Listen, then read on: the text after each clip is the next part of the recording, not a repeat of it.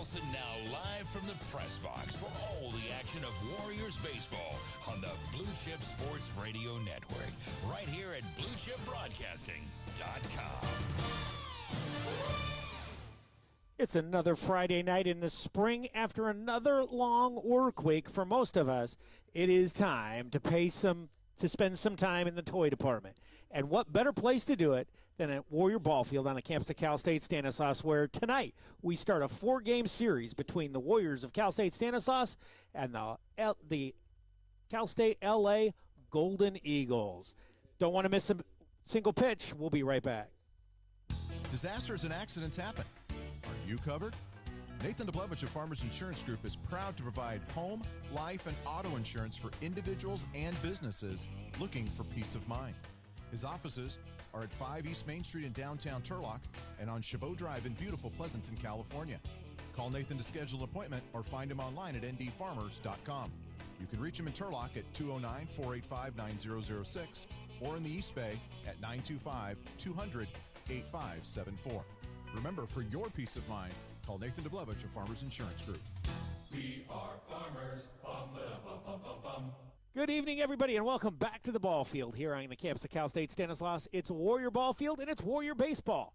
My name's Eric Davis. I'll be bringing you all the action all weekend long, along with my partner, Brian Nelson, and this should be fun. I think we've recovered from that rough opening, and we are ready to go forward now and put that in our rearview mirror and actually give you a good broadcast. Well, you're playing a little hurt. You've had some late nights this week. We've had some travel. You've had some visits to places you don't really want to go at night, and ERs and stuff like that. But Eric's fine. Don't worry, anybody. Eric's fine. His wife's fine. Is he really? We're still we'll find out after out. The next 48 hours. But this is going to be a lot of fun. Cal State LA comes into this series. They're on a little bit of a skid. They've lost 8 in a row. Warriors come into this series after a 1-3 weekend last weekend.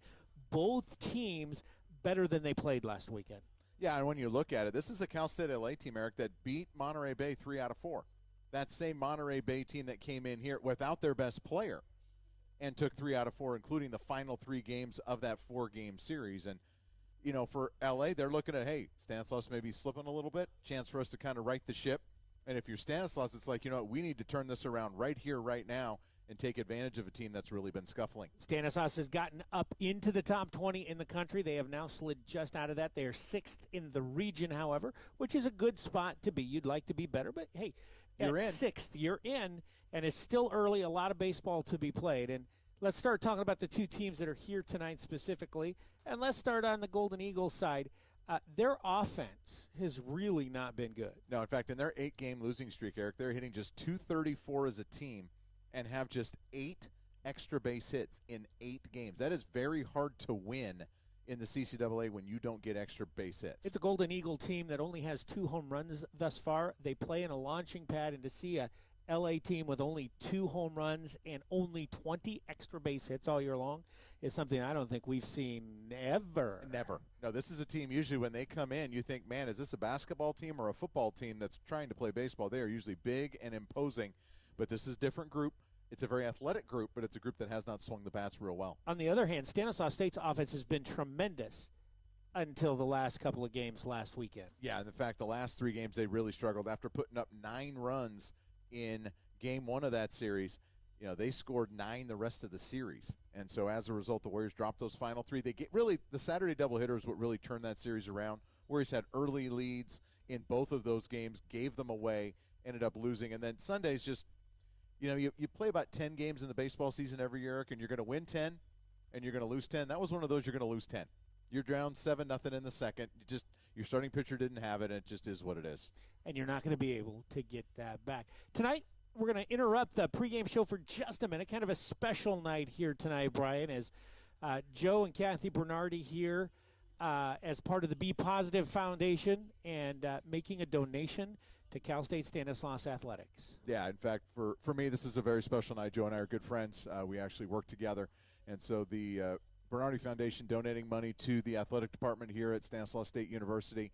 And from the fun run that I participated in again this year, and Jordan did, and Coach Trev. Actually, no, Coach Trev was not there this year. But we've participated as getting the game group's been out there. And so we look forward to doing that again. It's a great day. and just a really special family that has had a very tough loss. They lost their daughter 5 years ago this Sunday, and she passed away from leukemia. Kayla was 20 years old, and so unfortunately she was passed away. And so they have created this foundation. They give back to the community. They gave to Jessica's House, which is where my wife runs that nonprofit organization, earlier today. And so it's been a very busy, very emotional day for the Bernardis, and we just appreciate them so much in our community. Well, that loss and that hole in their heart will never be filled. No. However, to be able to turn around and do something positive with it, with the Be Positive Foundation, is just a testament to Joe and Kathy and the kind of people that they are. And as we watch, Joe, a really good friend of the program, a really good friend of Blue Chip Broadcasting, he jumps up on the hill, off the rubber, he fires. It's low. Not a strike, but he didn't bounce it. I had money on the bounce. It was over the plate. It was over the plate. And well thrown by Joe Bernardi. That's a nice little sinker at the end. Of course, it was about a 35-mile-an-hour sinker. But hey, you know what? But Joe was a collegiate baseball player. Really? Yeah, about 3 decades ago. I would have bet differently had I known that. No, yeah, he was a junior college baseball player. Joe, I apologize. I didn't give you near enough credit, man. So, very talented guy. Well, back to the pregame show as we are getting ready for the national anthem here. Really quickly, Brian, the two pitchers that are going tonight, the two best from each team and two of the best in the conference. Yeah, you're two guys that are probably all conference. Should be a great pitching matchup. And I had a chance to sit down and talk to Coach Kenny Leonasio about that and other things. It's the Coach's Corner coming right now. Hey, you. Yeah, you. The one trying to sneak away and grab a snack before the game comes back on. I want to let you in on a secret. Like you, I'm an avid sports fan, and since my wife no longer allows me to leave the house bare-chested in face paint, I've discovered I can still go all out in support of my teams by visiting Crivelli's Shirts and More. Crivelli's carries all of the Turlock and Pittman gear you could ever need, including Letterman jackets. And they are the only officially licensed retailer of Stanislaus State. Family owned and operated, Crivelli's is located in downtown Turlock at 310 Main Street.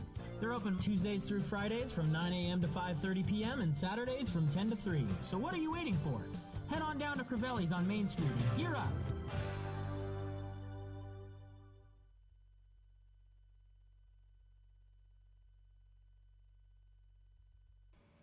It's time for the Coach's Corner, brought to you by Crivelli Shirts Tomorrow. We're here with baseball coach Kenny Leonasio. And, Coach, a little bit of a disappointing weekend, dropping 3-4 to a very good Monterey team.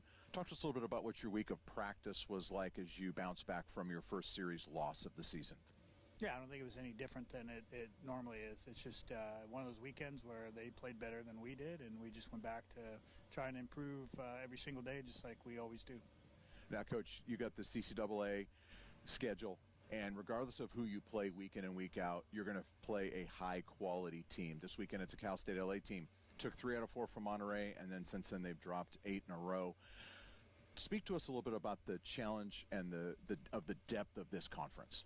Yeah, I think it's hard for people to truly understand, players even to understand until they've played in the league, just how good the league is. And, we talk about how it's not the better team, it's who plays better that day, and that's how we have to approach it, and just worry about how we play, obviously, because we think that everybody's going to go out and battle against us, and basically you play all the games and then kind of see where you're at when it's all said and done. Now, Coach, tonight, really solid pitching matchup. Two aces, Rylan Tinsley against Saxon Andros. What are you looking forward to watching from Tinsley, and what do you expect to see from Andros?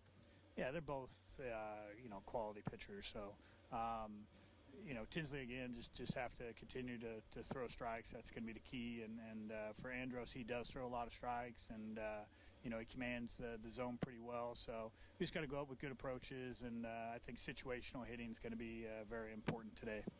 Coach, thanks so much for your time. Good luck today. Thank you. When we come back, we'll have more right after this. Hey, looking for a great place to have barbecue and ice-cold beer and watch the big game?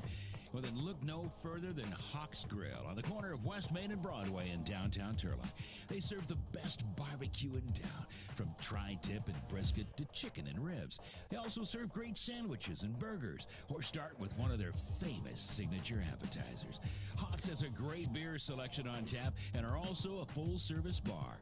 They have more than 24 TVs to watch the big game. Check them out on Facebook, Twitter, and Instagram for daily specials on food and drinks. Hawks Grill, downtown Turlock. Open daily at 11 a.m. Your barbecue, beer, and sports stop. Welcome back to Warrior Baseball Field. It is time for the starting lineups brought to you by Hawks Grill. First, for the visiting Cal State LA Golden Eagles. Leading off, shortstop Tyler Odekirk. Batting second, the second baseman Ryan Lewis. Over at first base, batting third, Alan Pacheco. The designated hitter in the cleanup spot is Jeff Zordani. Batting fifth and in right field is Jacob Northup. Hitting sixth out in center field is Jordan Myro. Batting seventh, the third baseman Randy Wanrostro. Hitting eighth and behind the plate is Noe Garcia. And batting ninth, the left fielder Nick Atkins. The starting pitcher tonight for Cal State LA is right-hander Saxon Andros. The senior has had great career numbers against the Warriors, and we'll talk more about that shortly. For Stanislaus State Warriors, a little bit of an adjustment to the lineup. Eric Bolton out of the lineup tonight, battling a little bit of a sprained thumb. We saw him sprain that late in the game on Sunday. If this was later in the year, I think we'd see him tonight, but they're going to be careful with him, and so he will sit out tonight. Probably see him later on this weekend. Leading off, center fielder Grant Bunker. Batting second, the designated hitter Zach Jones. Hitting third, left fielder Jace Gardner. The cleanup spot over at second base is Alexis Paz. The third baseman batting fifth is Dylan Jackson. Moving behind the plate, where he spent a lot of time last year, is Matty Elser. He'll hit sixth. Over at first base and batting seventh is Nathan Gutierrez. Batting eighth, the shortstop Grant Victor. And batting ninth, right fielder Jacob Garcia. And the starting pitcher tonight for Stanislaus is going to be left-hander Rylan Tinsley. And Eric, if it's Tinsley and you're a Warrior fan, you like your chances every time he gets the baseball in his hand. This year, Tinsley is 5-0. This will be his sixth start. He does have one complete game. He has a 1.25 ERA. In 36 innings, he's given up 21 hits, 5 runs, all of them earned. He has walked 7. He has struck out 28. Opponents are hitting 175 against him. The one thing, the only chink in the armor of Rylan Tinsley, he has hit 6 batters in those 5 starts. However, he did not hit anybody in his start last Friday night against Cal State Monterey Bay, a team he shut out over 7 innings. So Stanislaus State comes into this game. They're 12-6 overall. They are 6-6 in conference, and currently that 6-6 is good enough to get them a tie for 7th spot. Cal State LA is 4-12 overall. They come in 3-9, but more importantly for them, they're on an 8-game losing streak. The Warriors on a 3-game losing streak. We've got the umpires that have taken the field, and Brian, it's time for our pregame weather report brought to us by Ulrich Real Estate. Ulrich Real Estate. Tonight in Turlock, it's a 65-degree evening with a low in the 40 at the low will be 48. That's what we're chasing here tonight. There's west-northwest winds coming in at 8 miles an hour, and the pressure is dropping because, Brian, there is rain in the forecast, which means weather may come to play a little bit throughout the series. Nothing major, they don't think, but you talked to Kenny, and he was less worried about it than he's everybody not concerned. else. They said they're expecting maybe a tenth of an inch, which he said basically is when they water the field.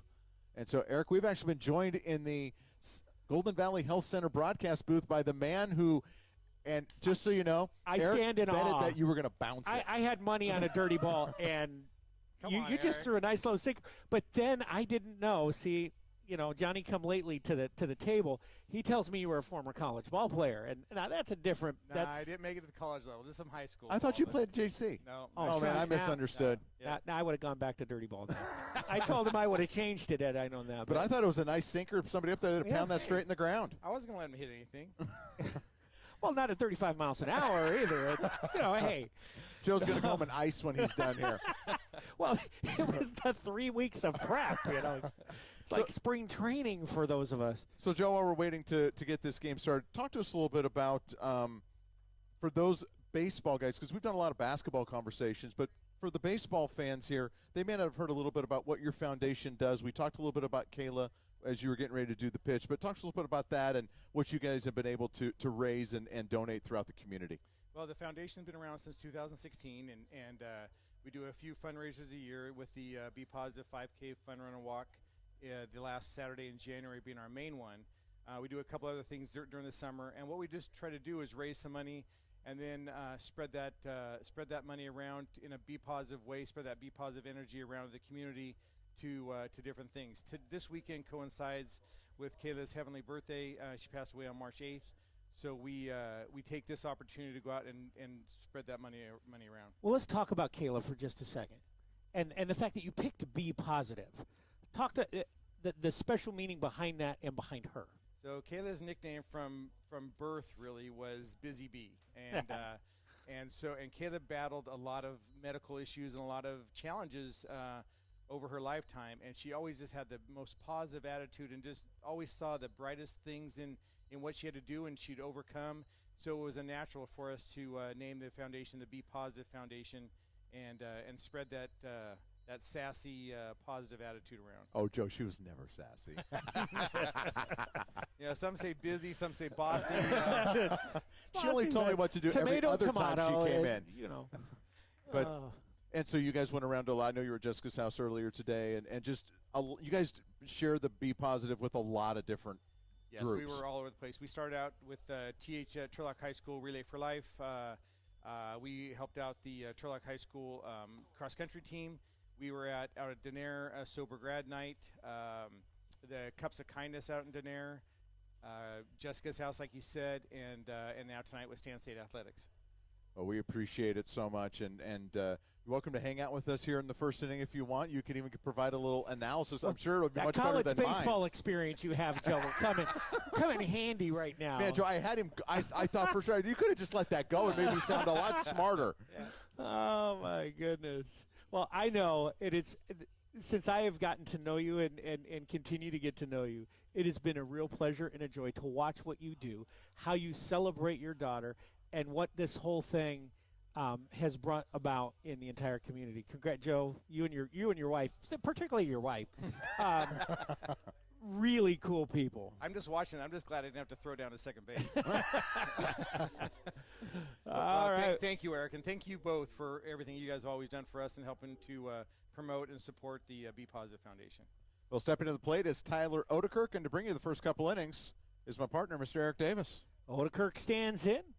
He is the Cal State LA shortstop. He brings a .339 batting average to the plate. No homers, 4 RBIs. Right-handed batter facing Ryland Tinsley.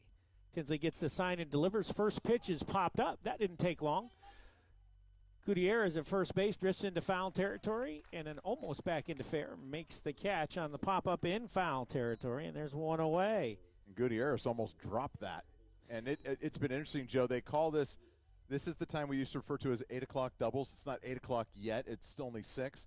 But that haziness out there, it gets really tough to see. I think the celebration of Bernardi's first pitch caused us to start at 6:03. So Tinsley winds and deals and fires to Ryan Lewis, and Lewis takes high for a ball. It's 1-0. Lewis, the second baseman for the Golden Eagles, hitting .300, no RBI, no homers, 8 RBIs. And he hits the second pitch that he sees in the air. Shallow right field, coming in to get it on a jog is Jacob Garcia. And those are 2 very quick outs. Now, have you had a chance to see Tinsley before, Joe? No, I haven't. He's a special guy. 5-0 with a 1.25 ERA. A 4-to-1 strikeout to walk ratio, and opponents hitting 175 against him. And the boy's just about a year your junior. He's just a sophomore. And you're close. I still have eligibility left. Evidently. The lefty deals to the number 3 hitter, and he throws a fastball for a strike. It's Alan Pacheco, the first baseman. Pacheco hitting .311. He's left the yard twice. He's driven 8 in. Are you saying that the wind is going, Eric, and starting to blow the papers around already? A little bit, but feels good. Nice night. Next pitch just outside. Remember we told you Eric Bolton out for tonight, possibly could be the series. So Matty Elser doing the duties behind the dish, and Nathan Gutierrez out there at first base. And you knew Nathan, with a start, was going to have to take that pop-up in the 8 o'clock doubles sky. Pours a fastball in for strike 2, 1-2. And Tinsley, if you haven't heard already, is going to the Cape Cod League this summer, which is typically for the top Division I players in the country, but he has gotten an invite as a D2 player. That is a pretty special honor for him. That's a fantastic opportunity. Just misses wide, 2-2. He's going to get himself some lobster. Yep. And going to face some wood bats, too. It's a wood bat league. Little Boston cream pie. Oh, man. He was doing Texas twang like a half hour ago, just so you know. I'm adaptable.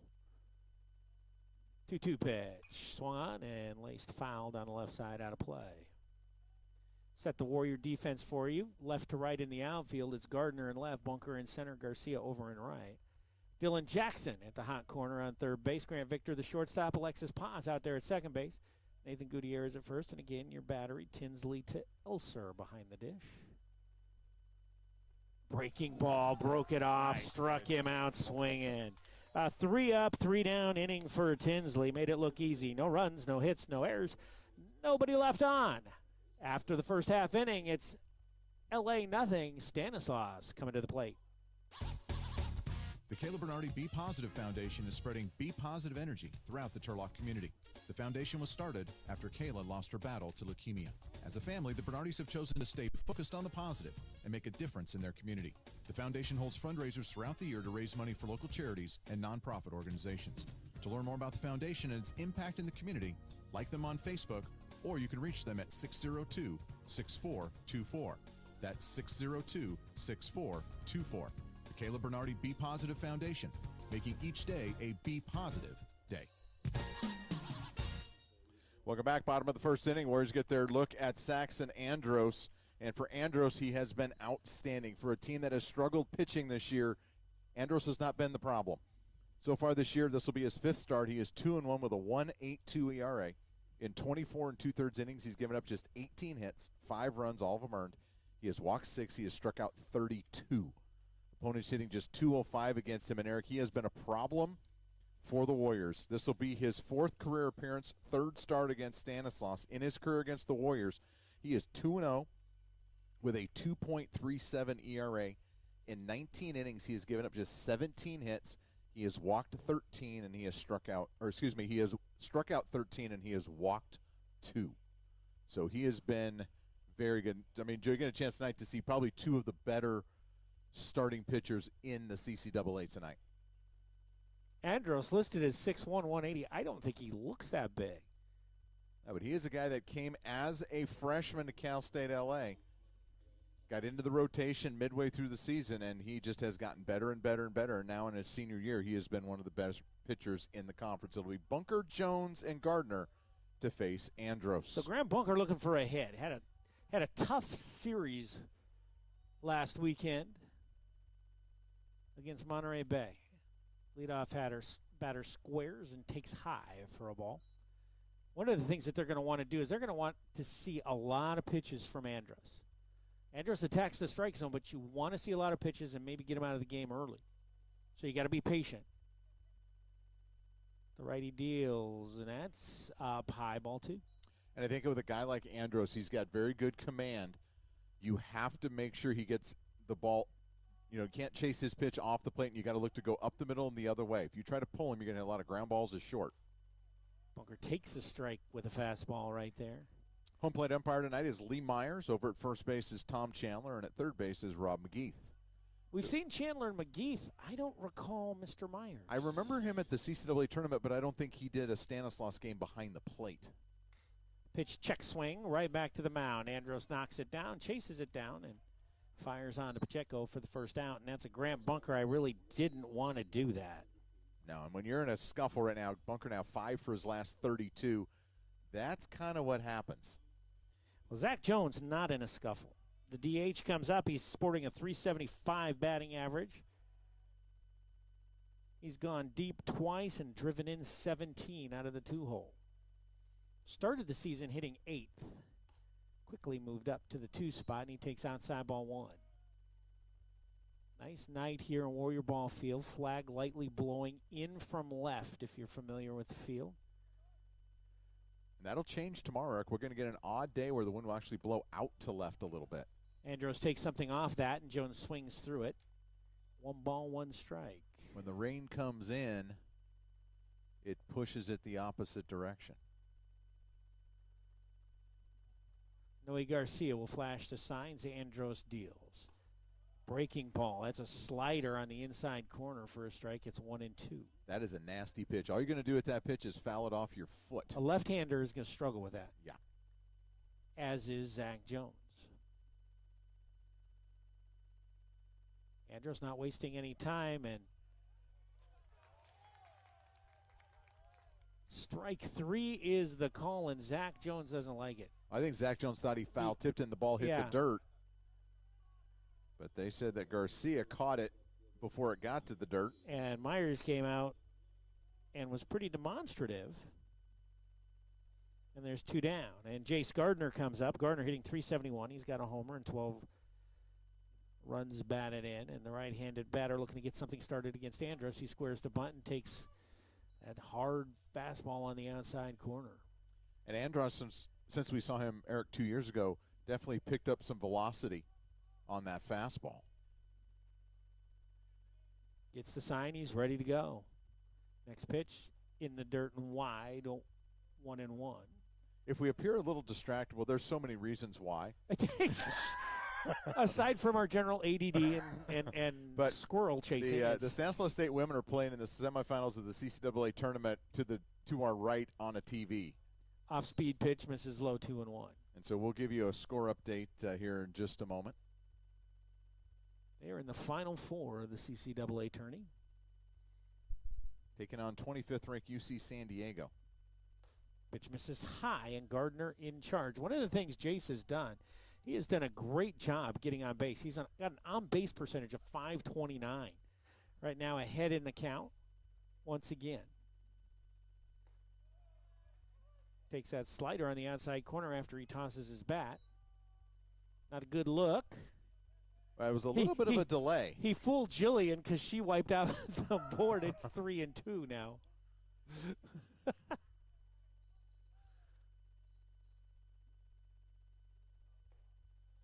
And now he'll take basically the same pitch, same location he got ball 4. That one may have been a tad bit lower. Yeah. I said basically. And Gardner down at first base as he continues to find ways to get on the bag, and that'll be Alexis Paz. Paz, the cleanup hitter, second baseman, hitting .325. He's gone deep once and driven in 20. Curveball blocked by Noe Garcia. I remember Garcia last time we did an LA game here.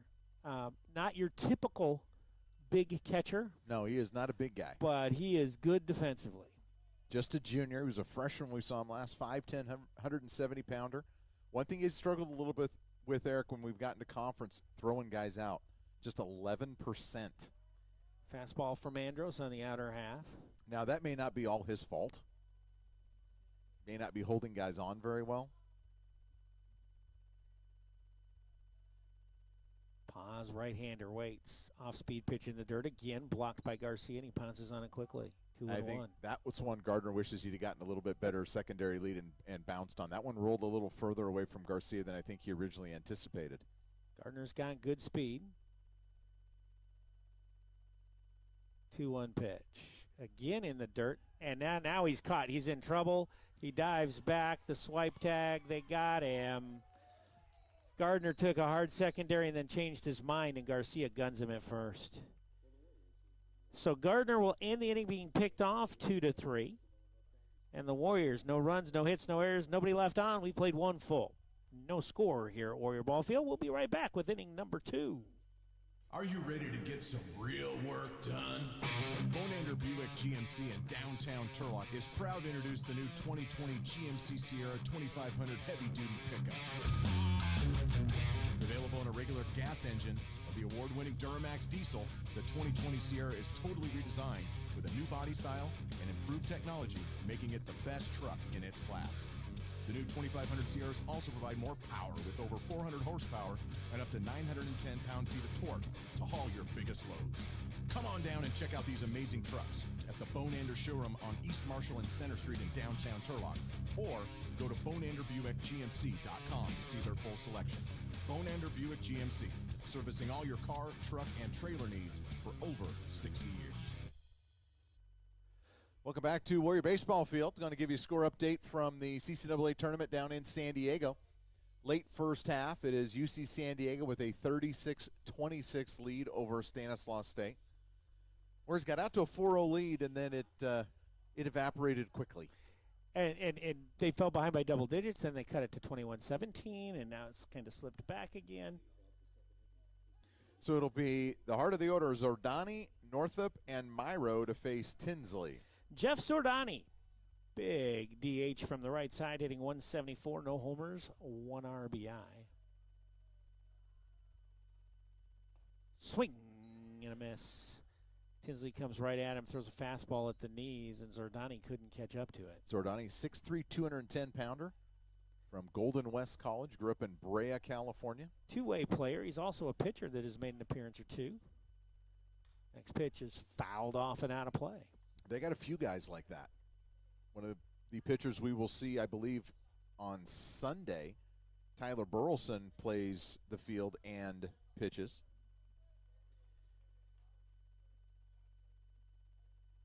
Zordani waits. Tinsley deals. Check swing. Did he go? They said no. 1 ball, 2 strikes. Lee Myers asked for help from Tommy Chandler, and Tom said, yeah, no. Didn't do it. Give you some scores from around the CCAA here in just a moment. Pitch is inside and chopped towards and over the Warrior dugout. Couple finals from the CCAA men's semifinals. It was Cal Poly Pomona destroying Chico State 78-53.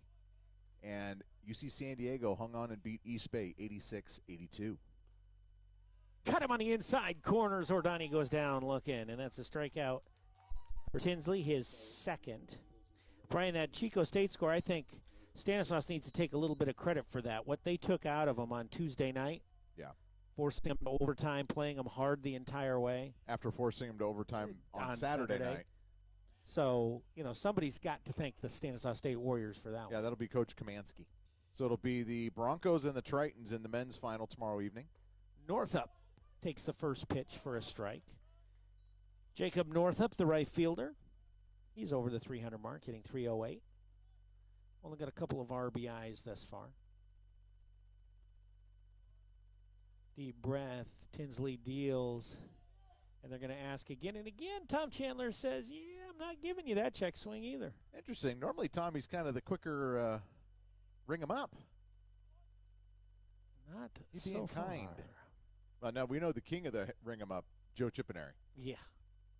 Blink at it, you're going to get wrong. Swung on and missed. He swung through a high fastball. And Tinsley's he's dealing right now. And you know what? He got a good, quick, easy first inning. And when Tinsley's had trouble this year, it's been in that first inning. He got a quick 3-up, 3-down inning, and now he really seems to be settling in nicely. Just missed the outside corner. I'm not quite sure where, but Meyer didn't like it. 2-2. Chico State defeated Cal State San Bernardino 5-2 in the first game of the doubleheader. And San Bern with a 3-0 lead as they played the bottom of the 6th in the 7-inning game. Tinsley deals popped up foul over Golden Valley Health Center's broadcast booth. Interesting, Eric, they're playing the 7-inning game today. Because you kind of got the feeling they're not even going to try to play tomorrow. Because the rain that's going to be hitting Northern California is really going to be north up towards Chico. So they decided to play the 9s Sunday. Or they're going to try to squeeze one in tomorrow and another one on Sunday. We'll see how the weather plays. It's just interesting that they would play the 7-inning today. Breaking pitch hit on the ground. One hop to the shortstop. Grant Victor's got it. His throw across the diamond in plenty of time. And there's 2 down. Ball was hit on the nose, but right at Grant Victor on one easy hop. That'll bring up Jordan Myro. Myro, the center fielder, has a batting average .204, but doesn't have anything else behind his numbers. No hits, no home runs, and no RBIs. Another right-handed batter standing in. It is very interesting, Eric, to see the L.A. lineup, and the most RBIs is 8. Swung on and missed. Tinsley, nice, fluid, loose pitching motion right now.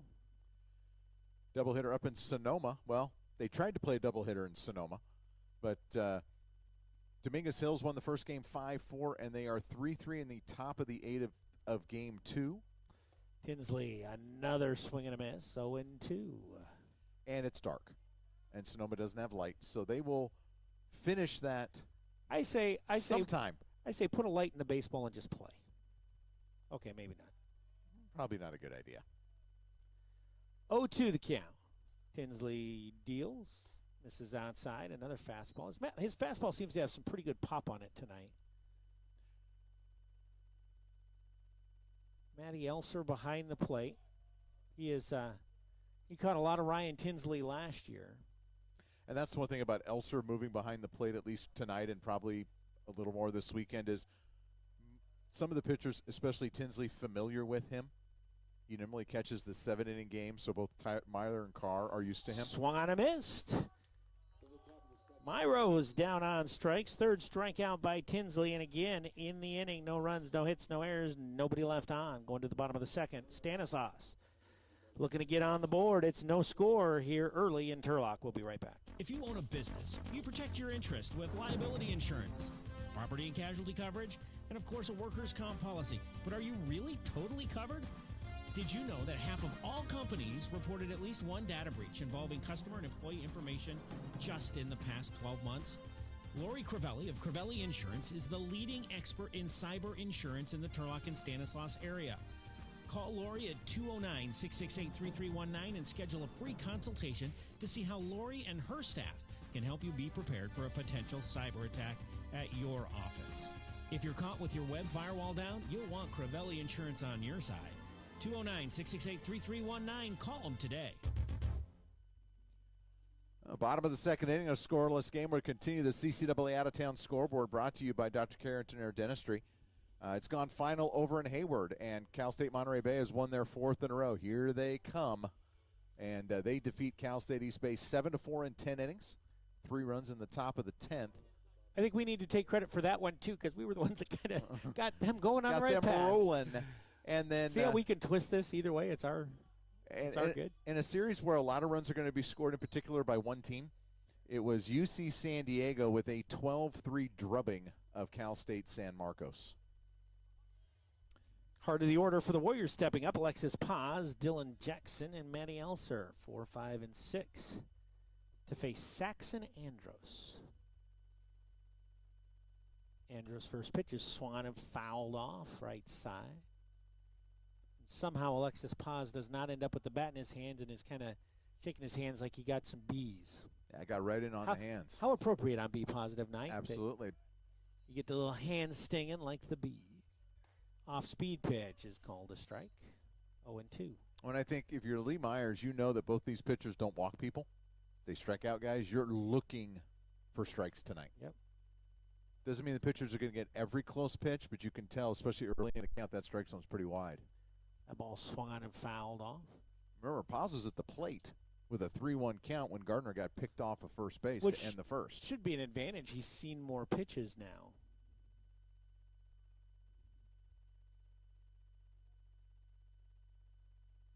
But it's 0-2 to Paz. That pitch is a breaking ball he buries in the dirt, and Paz lays off of it. And that's how you know when Alexis is seeing the ball well, when he's balanced, when he doesn't go after that pitch right there.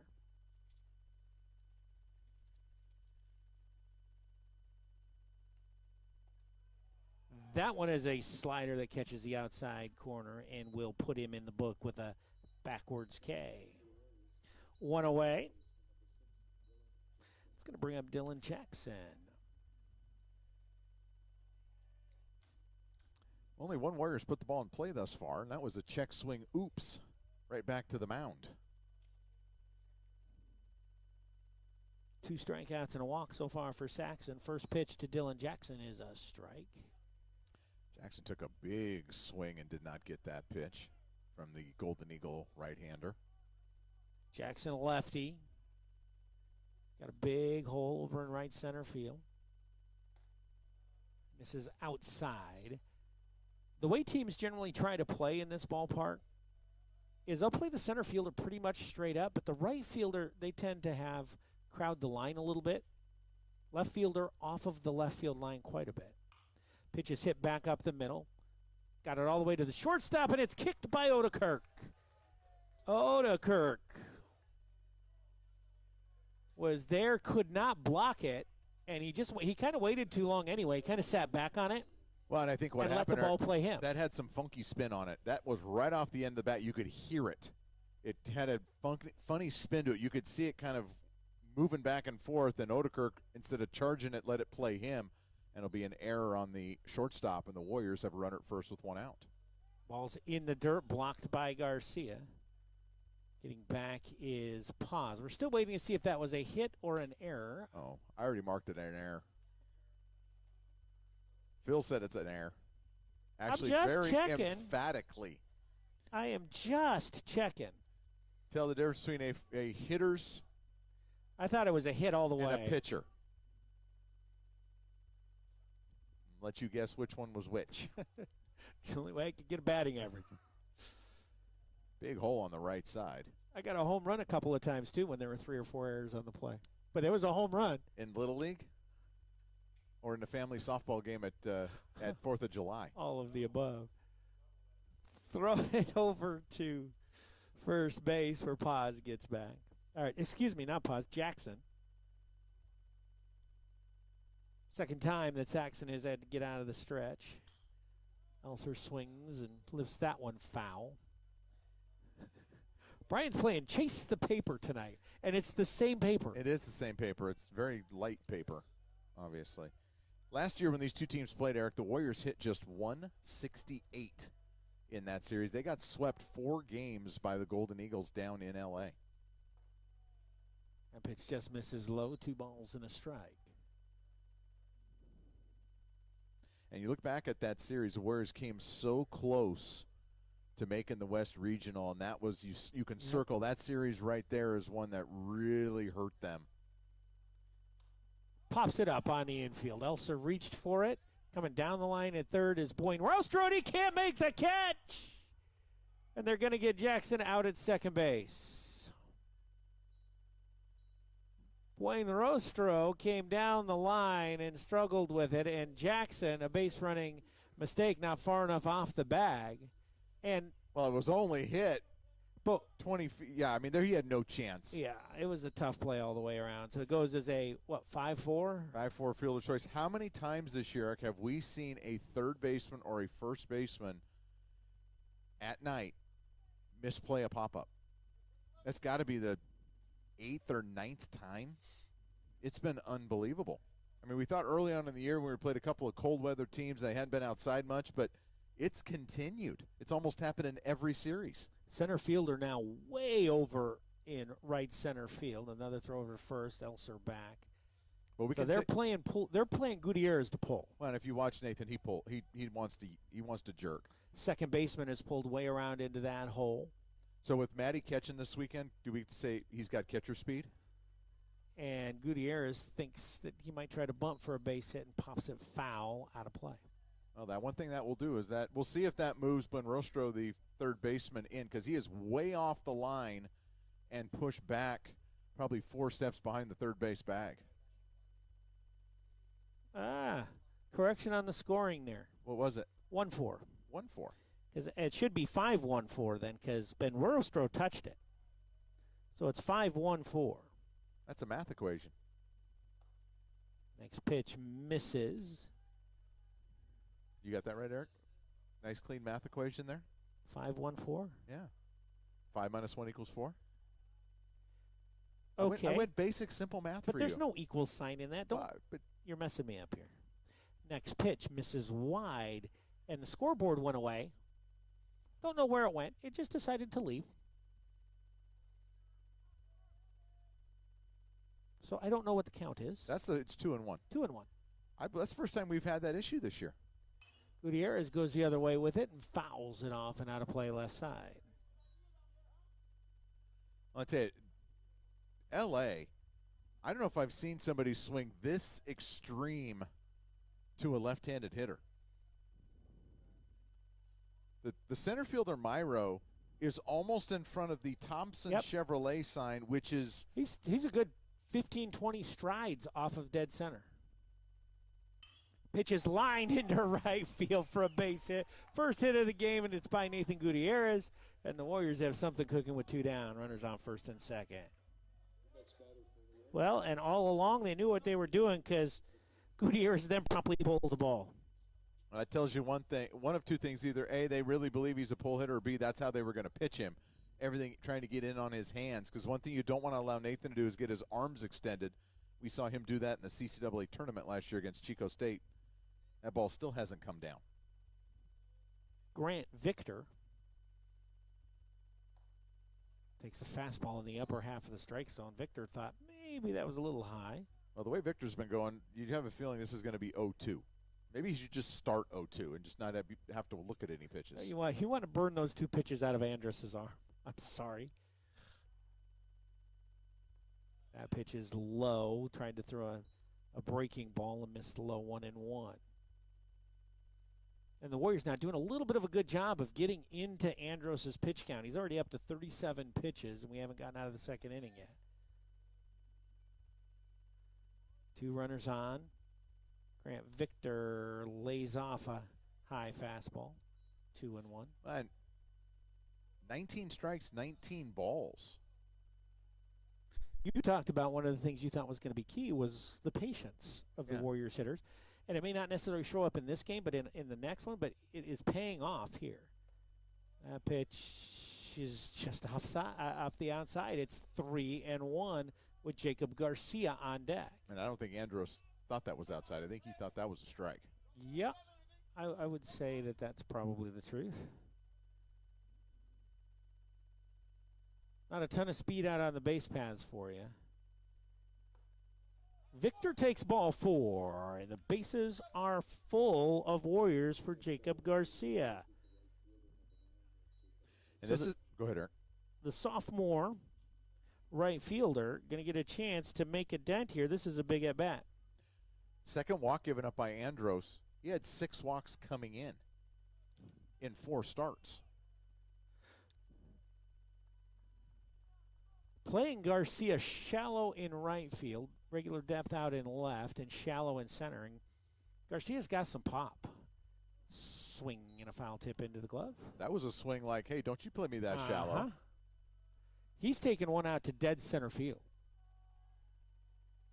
Comes up to the plate. He's hitting .281. Got a couple of homers and 8 RBIs. And for Stanislaus to jump out early here for a team that has struggled in L.A., that would be a huge coup for the Warriors. Garcia lays off one that is just outside. That strike zone got smaller all of a sudden. Interestingly. That outside corner, I think, is not where you're going to get strikes. You got to come inside to get strikes. Andros deals. Ball's fouled off the end of the bat into the screen, and he was staying outside, didn't want to come in.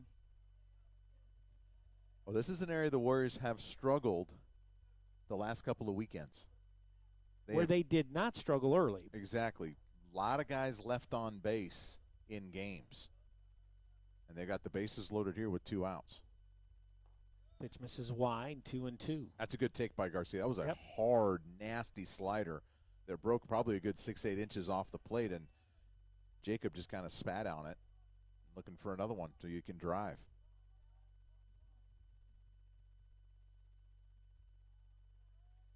Garcia's ready. Andros comes set and fires. Swung on and miss, and Andros gets his 3rd strikeout with the bases full to preserve the 0-0 tie. In the inning, there were no runs on a hit. There was an error and 3 runners left on. Played 2 full, no score. We'll be right back with more Warrior Baseball. When the game's over and you're looking for a place to hang out with your friends, who doesn't like pizza and beer? Right across the street, Pizza Factory, located on West Monte Vista Avenue, just across from Stan State University. A great place to hang out. Serving fresh pizzas, salads, pasta, and wings, and now featuring the new beer wall. The beer wall, where they're serving domestic classic and specialty microbrews. They have daily specials, multiple big screen TVs, video games for the kids, and a party room for large groups. They've got it all. Call in your order at 634-5000 or find coupons and order online at pizzafactory.com. Pizza Factory in Turlock. We toss them. They're awesome. 2 runs in the books, no runs, 1 hit, no errors up for Stanislaus. L.A. has no runs, no hits, and they have committed an error. Tinsley has been all that through the first 2. Retired all 6 batters he's faced and struck out 3. Brian, we're watching that basketball game down in Southern California, and for the Warriors. They have just starting the second half. They have crept back in it. They're 39-31. So Stanislaus not going away. No, they're not. I thought it was 39-32. I thought Davis made both those free throws. But maybe not. Matty also going to throw the ball down, and it will be Buenrostro, Garcia, and Atkins, the bottom third of the order, to get their first look at Ryland Tinsley. Tinsley, through the first two, struck out 3, yet to allow a base runner. Buenrostro, who missed last year due to injury, hitting 180 with 4 RBIs. Tall right-handed hitter, third baseman for the Golden Eagles. And the first pitch is a fastball at the knees, strike 1. Buenrostro's really been scuffling at the plate lately. The last 6 games, he's hitting 150 with 2 RBIs and 1 run scored in the last 6. Outside of Oderkirk and Lewis and Pacheco, that's kind of been the MO for the L.A. offense. That pitch is fouled back to the screen, right in on the hands of Buenrostro, and Tinsley out in front 0-2.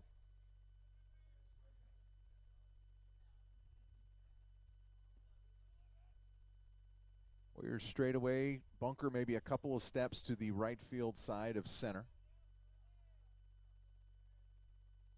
0-2 pitch, swung on and missed. Looked like he pulled the string that time, and that is strikeout number 4 for Tinsley. He did, and he came inside just enough, and Buenrostro, there was no way he was going to do anything with that ball, even if he hit it. And I'm here to tell you, Brian, the wind has picked up a little bit now, coming in from left, maybe slightly from left to right. And I think it's cooled off a little bit because our intern, the fabulous Michaela, has moved inside.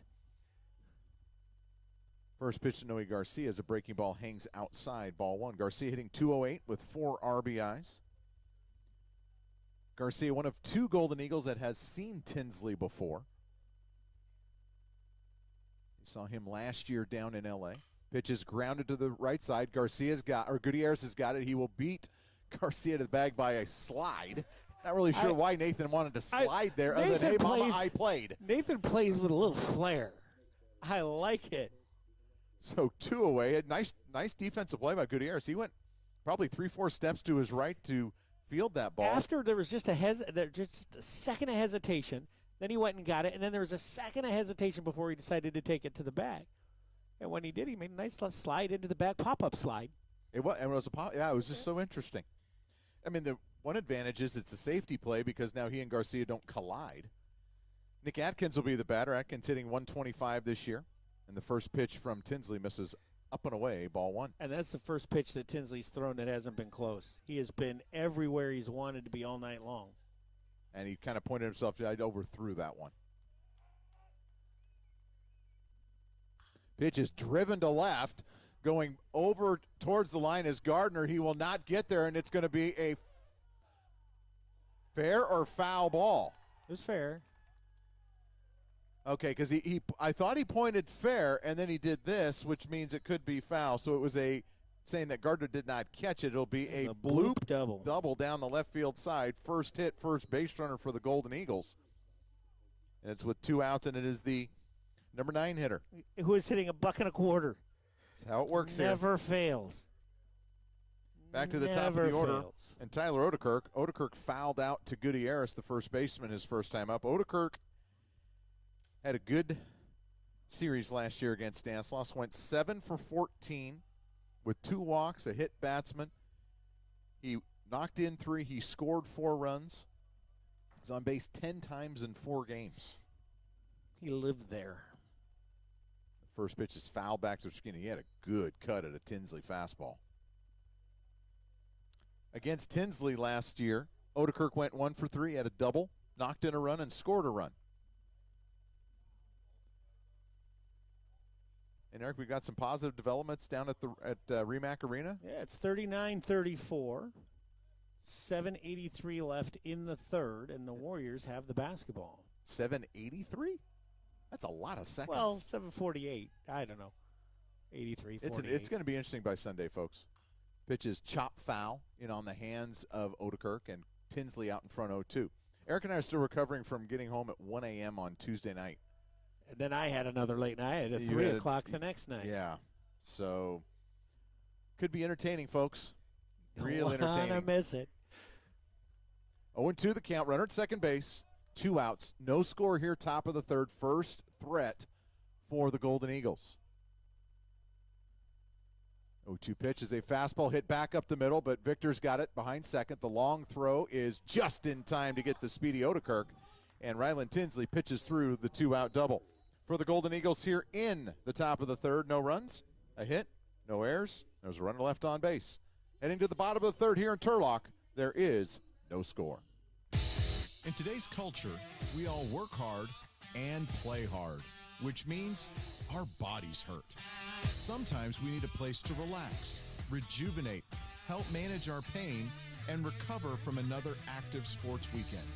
The Recovery Lab in Turlock is just the place. Featuring ice baths, the Normatec leg system, Mark Pro Pulsation, and the new cryotherapy chamber, the Recovery Lab has everything you need to get your body back to its peak performance. The lab is located at 330 Crane Avenue in Turlock and is open Sunday through Friday. For more information or to schedule a one-on-one consultation, call 209-250-2555 or check them out on Facebook and Instagram at KW Recovery Lab. The Recovery Lab in Turlock, helping you recover as hard as you train. Throw goes down to second base. We're ready to play the bottom of the third. It'll be the top of the Warrior order. It'll be Grant Bunker, Zach Jones, and Jace Gardner, and combined they went 0 for 2 with a walk. And 46 pitches in the books already through 2 innings for Andrus, and the Warriors want to keep that going and get him out of the game. Get him throwing 23 pitches an inning. He's not going to go much past 5. First pitch to Bunker is a fastball, misses high, ball 1. If he goes 5, it'll be 115. Yeah, that's a lot. That's a lot of pitches. Bunker, who a check swing roller back to the mound his first time up. Grant in a little bit of a scuffle. Fastball misses down and away, 2-0. And the problem is Andros has not been as sharp, I think, as he's been all year. He has thrown more balls than strikes so far in this one. He was able to make the one pitch to get out of that bottom of the second inning, leaving the bases loaded, striking out Garcia. 2-0 pitch is popped up foul back behind the Golden Valley Health Center broadcast booth. He would love to have that one back. And, Brian, just to let you know, the Warrior women back within 1 point with a free throw coming. There you go.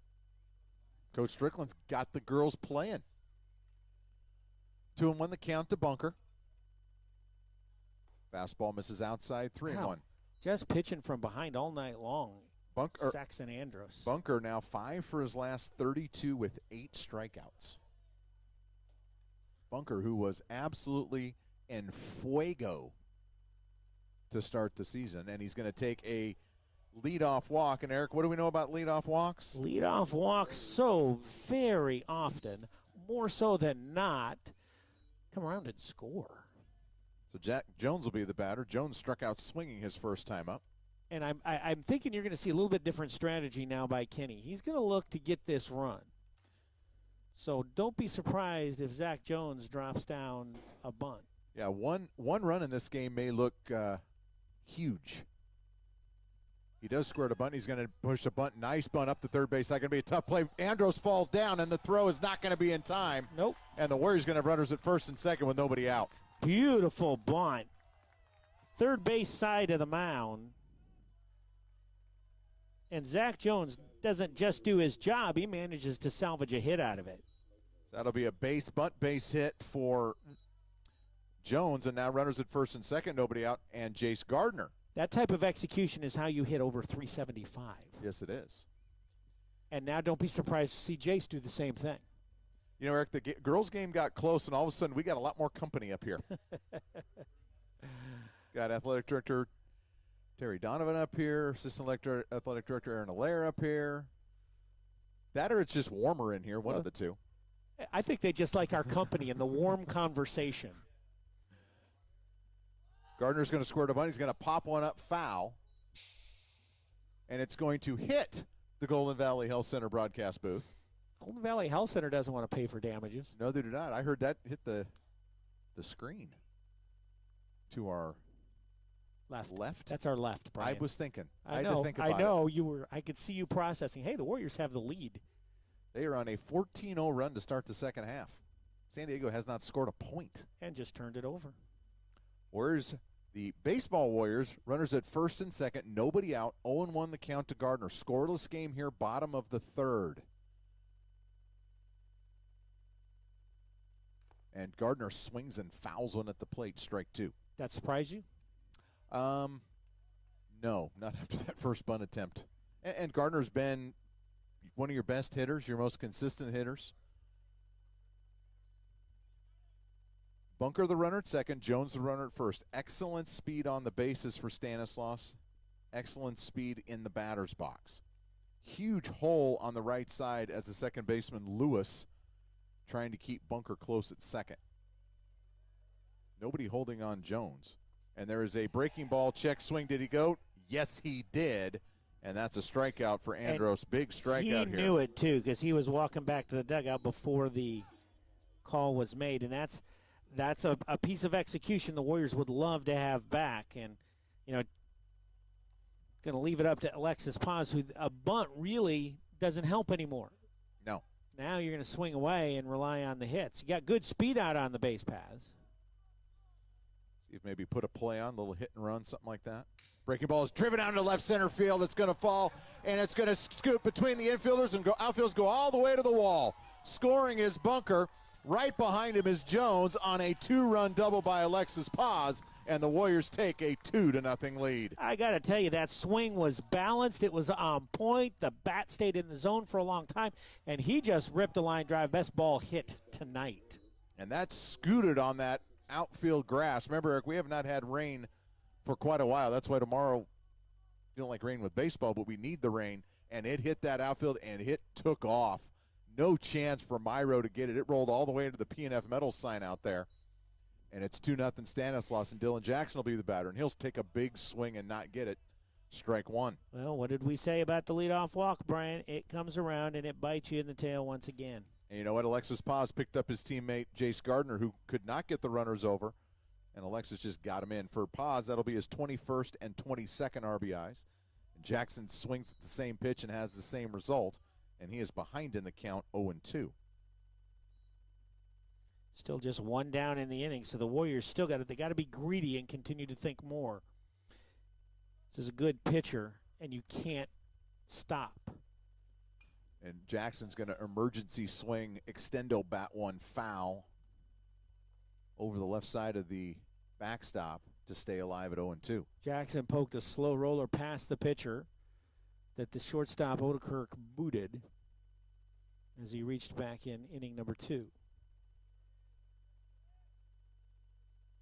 0-2 pitch to Jackson. Check swing in the dirt, and he did not hold up as home plate umpire Lee Myers called that himself. Second strikeout of the inning, 2 away. Paz still the runner at second base, and now Matty Elser will be the batter. Elser reached on a very odd fielder's choice in the second inning. He hit a pop-up, 30 feet from home plate up the third base side that Buenrestro dropped, but because Jackson had to stand almost on the bag, they forced Jackson out at second base. First pitch to Elser is taken for a strike. That's one of those, if you're looking fastball on the outer half, you just go with that pitch and take it into the right side of the infield. There's a huge hole on the right side of the infield. Elser last year against L.A. went 2 for 10 with a walk and RBI, and he struck out a couple of times. And he's going to hit a slow roller up the third base side, but it will roll foul. That's that same pitch on the outside half, and Elser tried to pull it, and that's what you get. You just roll over on it and can't get anything out of it. Just go with that pitch. You've got the second baseman, Lewis, crowding the bag behind Paz. You've got Pacheco at first base playing relatively tight to the line. Just a huge gap over there. A slow roller gets you the run. And Northup, the right fielder, playing medium deep out in right field.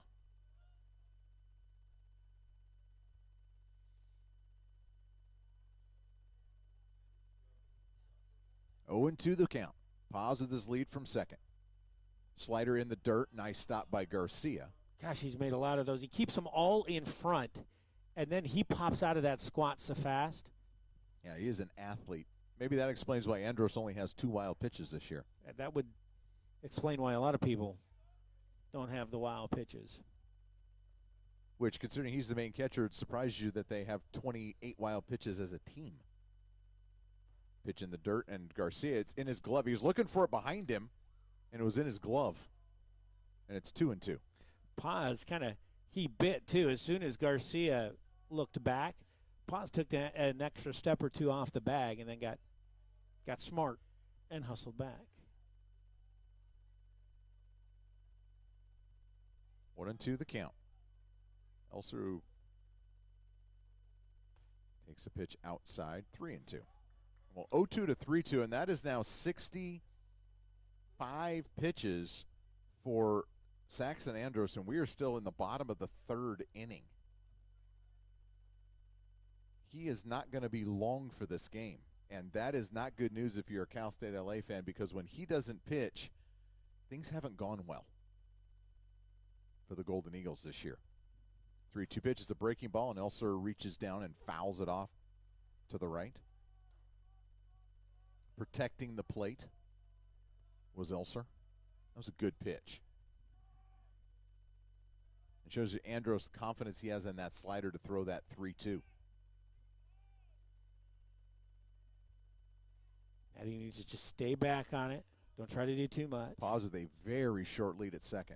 And Elser's going to hit a soft liner into left center field for a base hit. Paz did not get a great jump. The Myros throw is going to be high, and Paz is going to score heading down to second base as Elser. He gets in there with a slide. It's 3-0 Warriors. And Matty Elser, the big 2-out RBI single, keeps the inning going. And that's one thing that the Warriors did not do last weekend, is come up with those clutch base hits. They got 2 of them here in this inning and have a 3-0 lead. And Elser just reached out and kind of served it over the shortstop Odekirk in front of the center fielder Myro. Myro had to come a long way to get to that, and even though Paz did not get a great jump on that, even with 2 outs, Myro's throw was very high, and Paz slid in easily. Well, Coach Leonasio was running him from the go. Nathan Gutierrez will be the batter. Gutierrez singled his first time up, and he's going to hit a slow roller up the middle. The second baseman, Lewis, has it. He will throw out Gutierrez, and the side is retired. But not before Stanislaus picks up 3 runs on 3 hits. There were no errors, and there was a runner left on base. We're through 3 here in Turlock. It's Stanislaus State 3, Cal State LA nothing. The newest and most exciting entertainment center to hit Turlock in like forever. 10 Pin Fun Center. Here's what they got.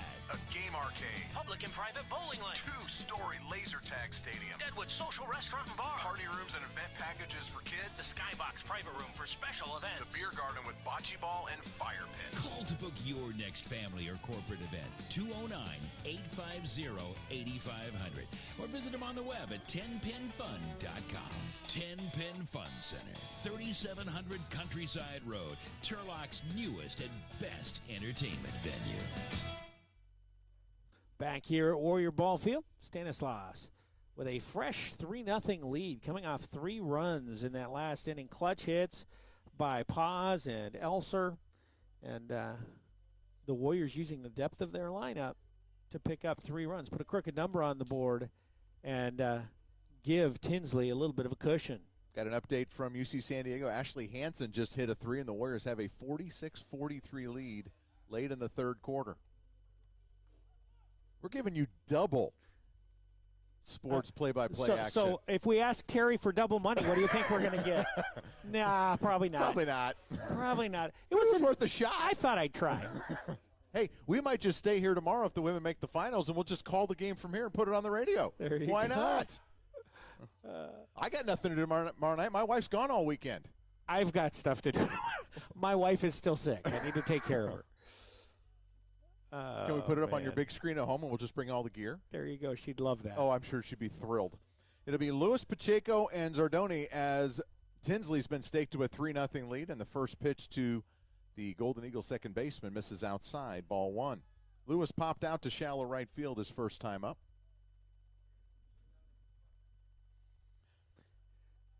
Lewis, in his last 8 games, is hitting .308 with a home run. Or excuse me, he is hitting .290 with 4 RBIs. Fastball catches the outside corner, strike 1. Lewis, who was a second-team all-conference player last year at Pasadena City College, where he hit .313. Need the shutdown inning right now from Tinsley to really put some pressure on. Fastball misses just inside off the plate, 2-1. That looked like a pretty good pitch. That would be the pitch that had been there. The outside pitch wasn't, so I think we're back where we probably belong. Fastball misses outside, 2-1. And what Tinsley does not want to do is what Andros did in the bottom half of the third, and that's walk the leadoff hitter.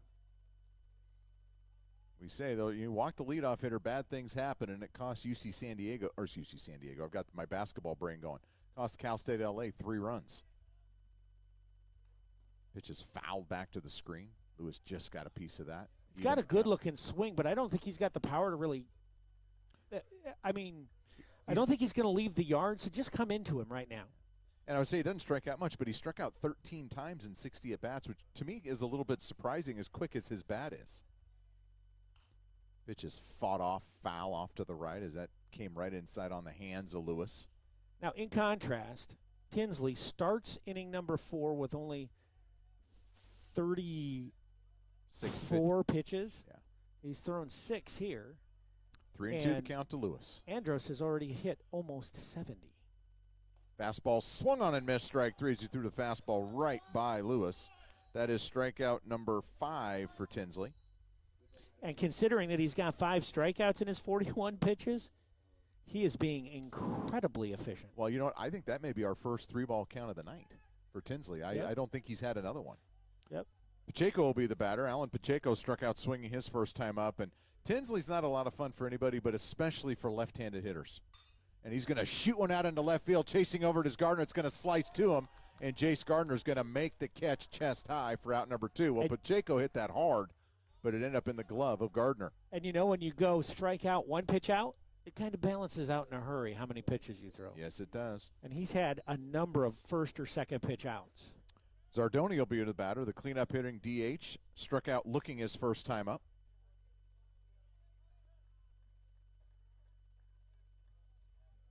Zardoni, a big kid.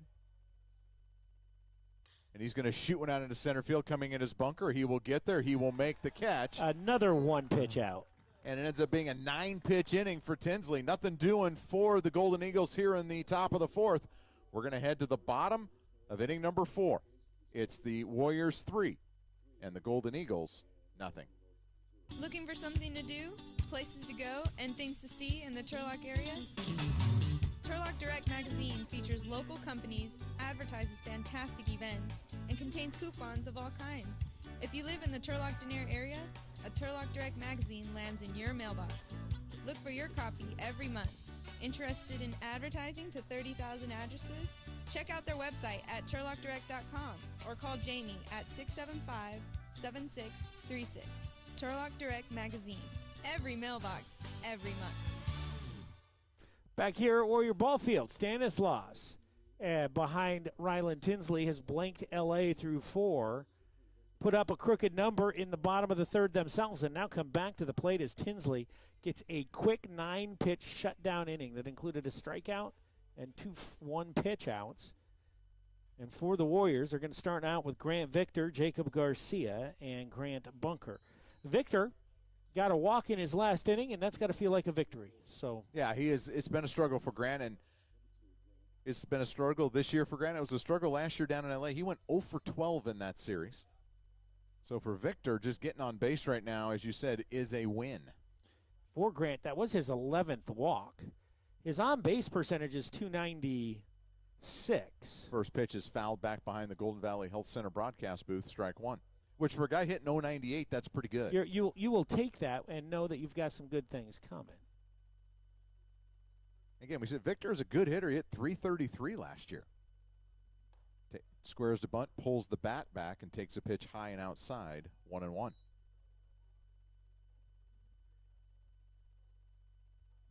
Eric's going to play with our new toy we have here, all the new stats we've got going on. Pitch is grounded past the diving Buenrestro down the left field side for a base hit. Over to get it is the left fielder. He Atkins, kicks it. And he kicks it in the outfield, and Victor's going to be into second with a slide. That left field gets hard for me to see because I got to lean way forward. I did not see him. Then he went behind the pole here. And so it'll be a base hit for Victor and an error on Atkins, allowing him to go to second base. And, boy, that has to feel good for Grant Victor. That'll get his average back up over 100. That is the second error committed by the Golden Eagles. And Andros in trouble once again with the runner at second base and nobody out here in the bottom of the fourth. Garcia, who struck out swinging with the bases loaded to end the second, will be the batter. And his job is to get Victor over to third with less than 2 outs, and the first pitch misses low, ball one. And what is it with our interns and blankets? Well, I don't think they realize it's cold in March. I actually, setting everything up and getting logistics for it, I even texted them and said, it's going to be cold and wet this weekend, ladies. They didn't believe me. Garcia's going to bunt one foul back to the screen, strike one. Well, Grant Victor out there on second base. Evidently, I called him Grant Bunker. Well, we do have a Grant Bunker, but he just went and got the foul ball. He's going to hit pretty soon. Warriors have a chance now to really start putting some distance between them and L.A. and allow Tinsley to relax and throw. Garcia's going to bunt one right in front of the plate, and they're going to say it is a fair ball. Getting it is Garcia. He will throw out Garcia. Garcia throws out. No, he throws out Jacob. And on the play, Victor moves to third. So it'll be a sacrifice 2-3 off the bat of Garcia and a productive out for Jacob. That is execution. And now Grant Bunker's got a chance to get a runner home from third with less than 2 outs. So far in this game, Bunker has check swing, rolled back to the mound, walked, and scored, leading off the third. Bunker with 14 RBIs on the season. Infield in. With Tinsley on the mound, Ellie doesn't want to give up anymore, and that is a breaking ball taken for a strike as Bunker kind of squared, but wasn't really wasn't committed. No. And Victor could only come down that line at third base as far as Buenrostro did, and Buenrostro didn't come down very hard. And you got to remember, Garcia is very aggressive behind the plate throwing the ball. And there's a bunt, square to bunt, and that was a safety squeeze on, and Bunker, now you got me doing it. Bunker pulls the bat back and takes a pitch outside ball one. And that time Victor got a little further down the line, and he had to scamper back to avoid a throw. 3-0 Stanislaus, bottom of the fourth, looking for more. Bunker's going to swing and pop one up foul, right side, drifting towards the bullpen. Chasing after it is Northup, but he will not get there as it lands just inside the fence, which way foul. Probably was a good thing because I think Victor was going to tag and come, and that would have been a tough catch against the fence. He wouldn't have been able to throw him out at that point. Oh, no, not at all. That would have been an easy score for Victor. So now Bunker behind in the count 1-2, and Saxon's got a couple of pitches here to pitch for the strikeout.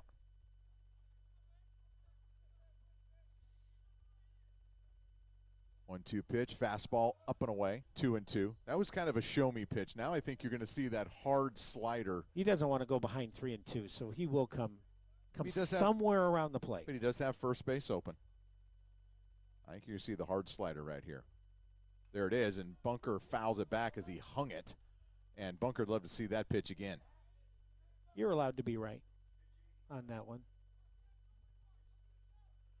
Yeah, this will be the 80th pitch of the night for Andros. We are still 1 out in the bottom of the fourth. Breaking ball in the dirt, and it was knocked down by Garcia. I'm not sure if Garcia is deking everybody. He is playing. He is a fun catcher to watch, I think, because I think twice now he's tried to play. And he's good. And he knows what he's doing back there. He is exceptional. Good soft hands. 3-2 the count to Bunker. Fastball is lined over the second baseman's head into right field for a base hit. Scoring is Victor on the RBI single by Bunker, and it's now 4-0 Stanislaus. And you know what he did there? He just went with the pitch, took an outside pitch and went outside with it. And that's got to feel good for Grant Bunker. He hasn't had many hits here lately. Picks up his 15th RBI, and the Warriors extend to 4, their lead. And now Zach Jones will be the batter. Jones reached on a bunt single trying to sacrifice in the third inning and came around to score on the double by Paz. And that pitch is just fouled at the plate. That almost rolled back fair. And you got to understand, too, L.A. has only thrown out about 11% of the base runners, and Bunker's got some speed over there at first base. Again, Garcia is a good thrower. You just wonder if the pitchers are not able to hold guys on. That pitch to Jones is taken low, 1-1. So the Warriors back-to-back innings where they put some offense together and get runs up on the board. And a 4-0 lead if you're LA against, or a 4-0 deficit if you're LA against Tinsley, not where you want to be. Pitch misses outside, 2-1. And the pitch count just keeps ratcheting up for Andrus. But no activity whatsoever in the LA bullpen. He went 5 1/3 innings in his last start against Dominguez, gave up 4 runs. He's pitched into the 6th inning in every start, Eric. But this by far his most disappointing start thus far. Fastball misses high, 3-1. And some of the velocity seems to have been gone. Well, I mean, he's had, other than the first inning, he has had high-stress innings now 3 in a row.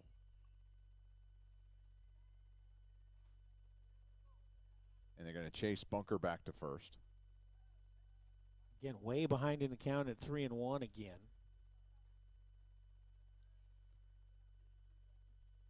And the 4 runs that he gave up in his last start are equaled here already. And Jones is going to hit one a mile high, shallow left field. Coming in is the left fielder Atkins, and he will make the catch. He can't be more than 25 feet onto the outfield grass from the infield dirt. And Jones just missed it. And there's 2 away.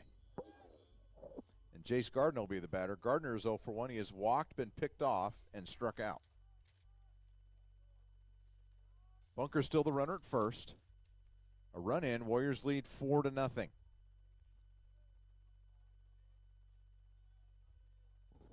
First pitch to Gardner is a slider taken for a strike. That was a really nice pitch right there.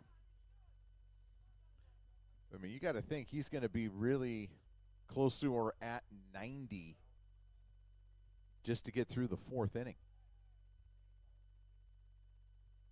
And this is not how Coach Barangeli had this dialed up. Bunker dancing off of first base, and Andrus will chase him back. A little cool breeze came through there, Eric, all of a sudden. Yeah, I don't know. Let's check the temp, Brian. Well, that it's dropped 6 degrees. It's 59. And Gardner's going to foul one off to the right side over the light standards and out of play. And Eric, that short-lived lead the Warriors had, they've given up 11 in a row, has Stanislaus women, and they trail 57-49 midway through the 4th quarter.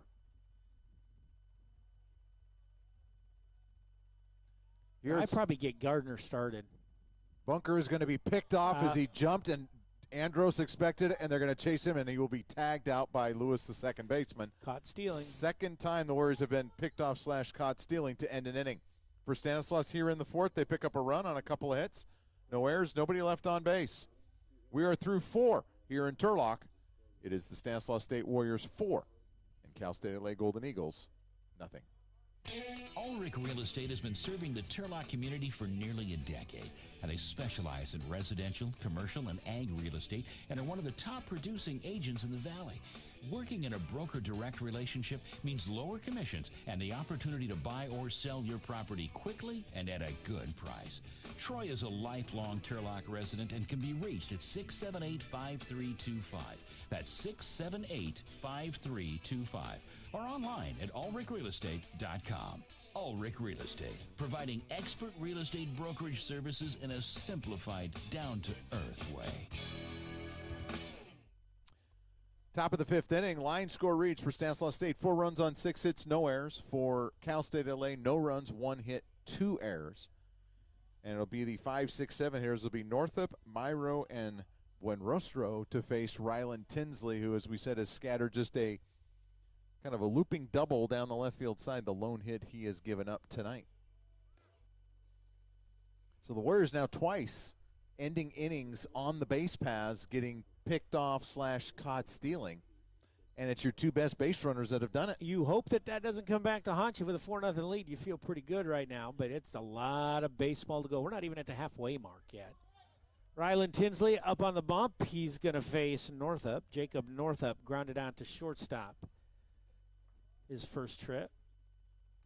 Swings and fouls it off. And Northup, interestingly, if you looked at his body lean, he was leaning back out. Not back, but actually out of the box when he swung. Almost bailing out, but Yeah. I don't think that's really what he was doing. I think he No. was trying to jerk it and really pull.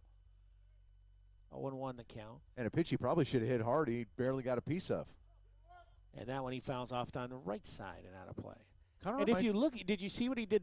He was again doing the same thing. It's way almost, off balance. It almost reminds me a little bit of what, Hunter Punts would do once in a while, where you kind of see him kind of bail out and lunge all at the same time. I mean, your body is going like three different directions. 0-2 pitch. Called strike 3, and he knew it. Tinsley picks up strikeout number 6. That had a little wrinkle on it, and I don't think he was looking for it. No, I think he was expecting a waste pitch up and away because that's what Ryland has done for the most part. And that time he just came, I wouldn't say down the middle, but came just on the inner half of the plate and froze Northup. Jordan Myro going to take his second crack at Tinsley. Myro struck out swinging his first time up.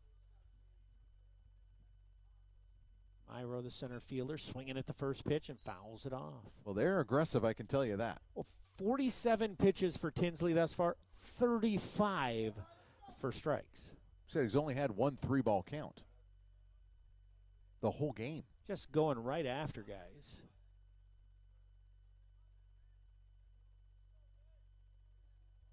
Tinsley deals, swung on and missed. Fastball.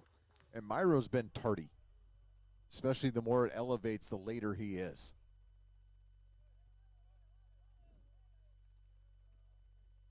Myro, a 6-foot, 195-pound senior.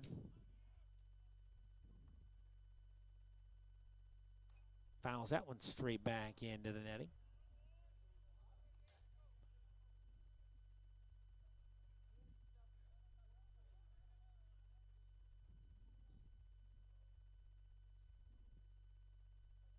Tinsley waits for Myro to get back in. He does.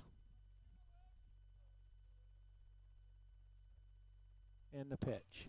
That's popped up on the infield. Jackson coming down into foul territory, and Dylan Jackson makes the catch. Does a little bit of the pop-up dance as the wind is pushing it around up at the higher elevations, and there's 2 away. Randy Buonrostro, the third baseman, comes up. Well, it's gone final, that 7-inning second game of the doubleheader. San Bernardino with a 3-0 shutout victory. Tyler Penix. First pitch swinging, and Buonrostro sends it behind the Golden Valley Health Center broadcast booth and over the head of our scorekeeper, Jillian. Whereas we heading down to San Bernardino next weekend. First road trip to Southern California. One of 3. Tinsley gets him to swing outside the strike zone, 0-2. So the Coyotes and the Wildcats split the first 2 games of that series. Chico winning game 1 earlier today, 5-2. Good for Stanislaus.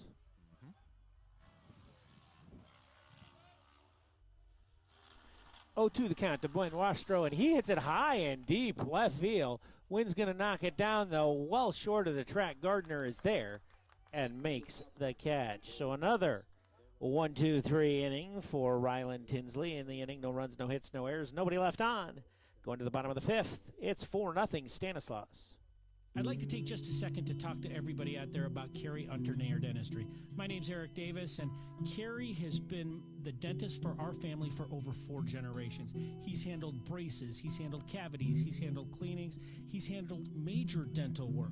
His office staff is top-notch. Shannon Rodriguez, the office manager, and Itzo Barrera working up at the front desk are terrific. Elizabeth Rojas assists Carrie in all of his procedures. She is awesome. And Jamie Pimentel, she may be the world's greatest hygienist. I love Carrie Unternayer Dentistry and what they have done for my family. You'll love them too. Love them too. Bottom of the fifth inning, Stanislaus leads 4-0. I want to remind you, we have a doubleheader out here tomorrow. Be on the air, we believe, at 12:45. First pitch is scheduled for 1 o'clock. There is some rain showers expected, but nothing. In talking to the great weatherman that Coach Kenny Leonasio is, he's not expecting any delays. We'll know more in the morning, but expect us to be on at 12:45. First pitch at 1 o'clock. The field can probably take some water. Yeah, I don't think we're going to worry about that too much. And I don't think that they're planning on deluges. No, I think this is more just kind of scattered showers off and on. More rain's going to be towards the north, Bay Area and northern Sacramento and into the Chico, Redding areas where a lot of the rain's going to come. That'll break my wife's heart. She loves the rain. And then we'll be back on the air Sunday at 11:45 in the morning, first pitch at 12 o'clock. Gardner back up at the plate. They're waiting for the third base coach, and there's no sign of Coach Kenny Leonasio. Here he comes. There he is. He's like going around, were you guys waiting for me? Yeah. Which waiting for me There's for? nobody over here. We got nobody on base yet. It's no Nothing big going deal. on. I had business to take care of. First pitch taking all the way was Gardner. It's a fastball for a strike. So this next pitch will be the 90th pitch of the game. And no activity in the L.A. bullpen at all. Gardner right back up the middle, past the pitcher to the second baseman. Picked up there by Lewis. He throws it in the dirt, scooped by Pacheco. And Gardner is out number one. Well, Warrior women in the world of hurt right now. They have given up a 22-0 run, and they trail 68-49 with about, was that 3 minutes to go? How about a minute and a second? Well, second baseman Alexis Paz stands in. Paz had a big double his last trip. Takes a fastball at the knees for a strike. Alexis 1 for 2. He's now got 22 RBIs on the young season. Nobody here to drive in except himself if he should launch one. But it would have to be a poke because that wind is picked up, Brian, and is blowing in from left field. well, we saw that on Buenrostro's ball. I thought he hit that pretty good, and that didn't go anywhere. Nope. But we also say the ball does not carry here at night the way it does during the day. He goes the other way with it. That'll get pushed by the wind a little bit, but foul and out of play. That didn't have very good sound off his bat. It had kind of a strange ting to it. That's a ball and 2 strikes now to Paz. Saxon in the dirt. I love the name Saxon Andros. That's a cool name. That's That is a pitcher's name. That's a ball player's name. So, Mrs. Andros, wherever you are, well done. I think she's here because I saw a 32 LA jersey in the stands. Popped up on the infield. Paz to the first baseman, and Pacheco makes the catch, and there's 2 away. Well, I think if you're Coach Berengeli right now, if you can get this inning and 1 more out of Andros just to save your bullpen for the rest of the series, that would go a long way in helping out.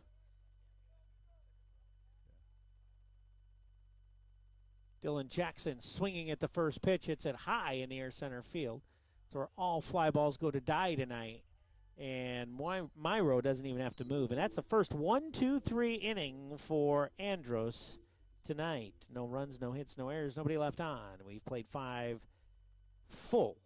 It's the Warriors 4, the Golden Eagles nothing.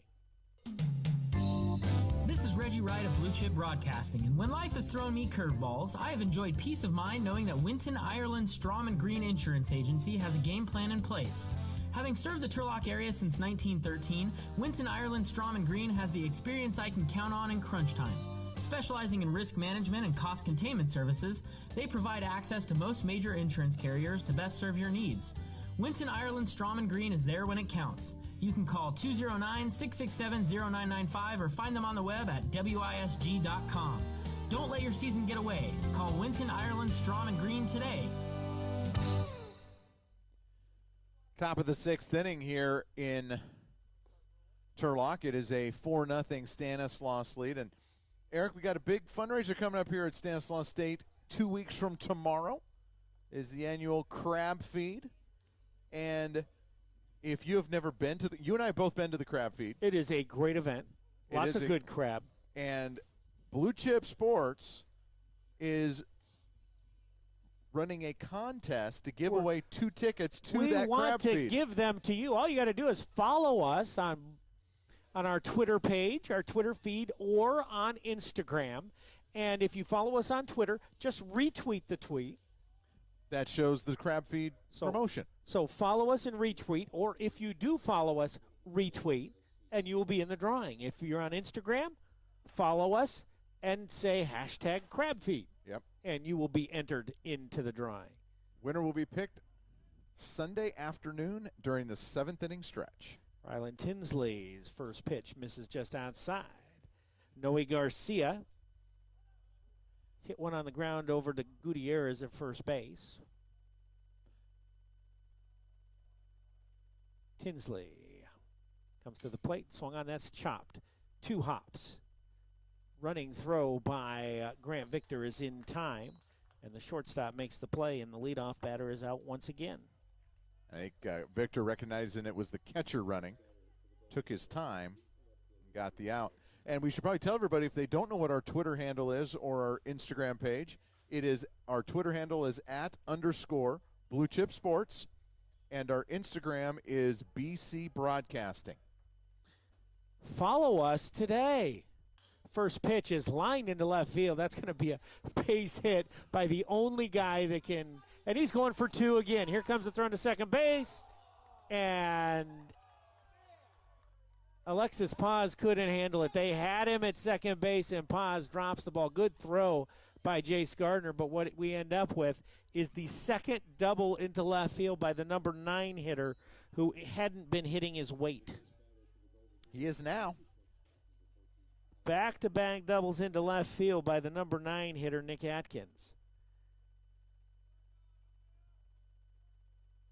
That one was not a blue pit, though. There was more to that one, and great hustle by the left fielder. Well, and this becomes an interesting at-bat now with Odekirk and Lewis, because if L.A. can find a way to get Atkins home, now they feel like they're kind of back in the ball game a little bit. It's only a 4-0 lead. It feels much bigger than greater. That.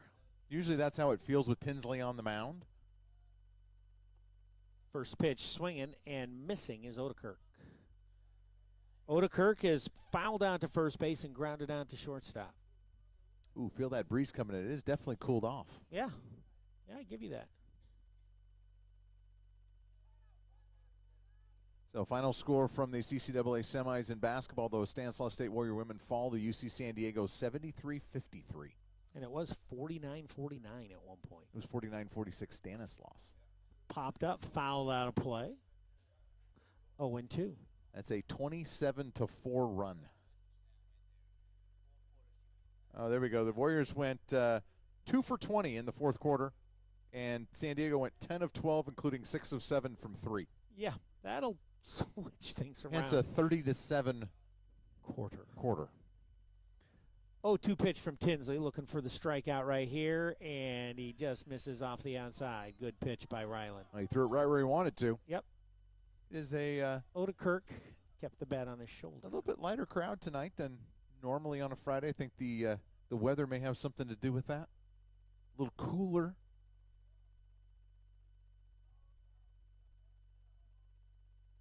Tinsley checks the runner at second. Paz dekes behind him from second base. That ball is fouled off and out of play. Odekirk staying alive. And Tinsley pretty much been fastball changeup tonight. Not a lot of curveballs or sliders. Hadn't had to. No, he hasn't needed to. This might be a situation you might see him throw that curveball. Bury it maybe between the plate and Elser. See if we can get Odekirk to swing over the top of it. Right-handed batter waits. He crowns the plate right up tight. And he fires a fastball past him at the knees, swung on and missed, and that's strikeout number 7. Or you can throw a high-at-ease fastball at the knees and throw it right by a guy. That's effective. That works too. And now it'll be Ryan Lewis. Lewis has flied out and struck out. Tinsley, that's his 7th strikeout, Eric. He has struck out at least one batter in all 6 innings.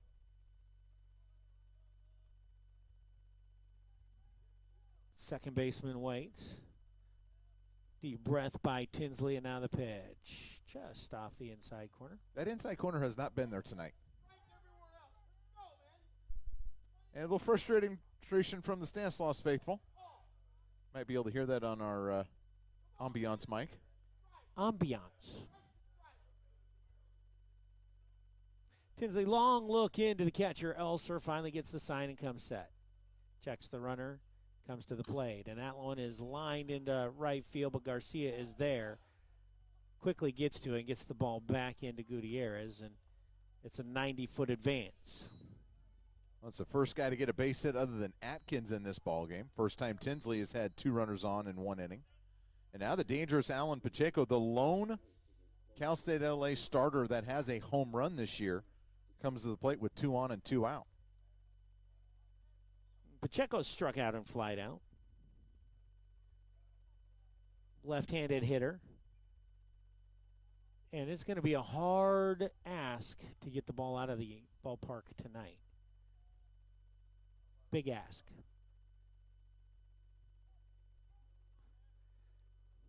Runners at the corners. Tinsley's first pitch is perfect. I think he took a little something off that, threw a little wrinkle in it, and ends up stealing a strike 0-1. Really, first true stress pitches that Tinsley has had tonight, with runners at the corners and 2 outs. We're in the top of the 6th inning. Tinsley deals, misses wide with fastball. That one he didn't finish real well. No. It was a little off balance when that was released. And by the way, if you're here at the ballpark listening and you want to get into that contest but don't know how to use Twitter and Instagram very well, like Eric and myself, find Michaela Brewer, our intern. She'll help you out, get you signed up. Tinsley overthrows again and misses wide 2-1. Now, you don't want to load the bases because Zardani does not have great numbers. He gives you the impression he can swing it a little bit. Yep. 2-1 to count. Tinsley looks in. Pacheco waits. Left-hander slightly open stance. Bat on his shoulder, now above his head. Warriors straight away on D, and that ball is fouled off the end of the bat into the screen. It's 2-2. Yeah, Pacheco got the arms extended, though. In fact, last year at Golden West, he was the team most valuable player was Zardani. Second team all-conference, hit 5 home runs. So just as soon see him in inning number 7. Tinsley looking to book Pacheco right here. Comes up and in, misses, and the count goes full. And again, did not finish that pitch well. A little off balance when he let it go. Second 3-ball count. First time the count has gone full.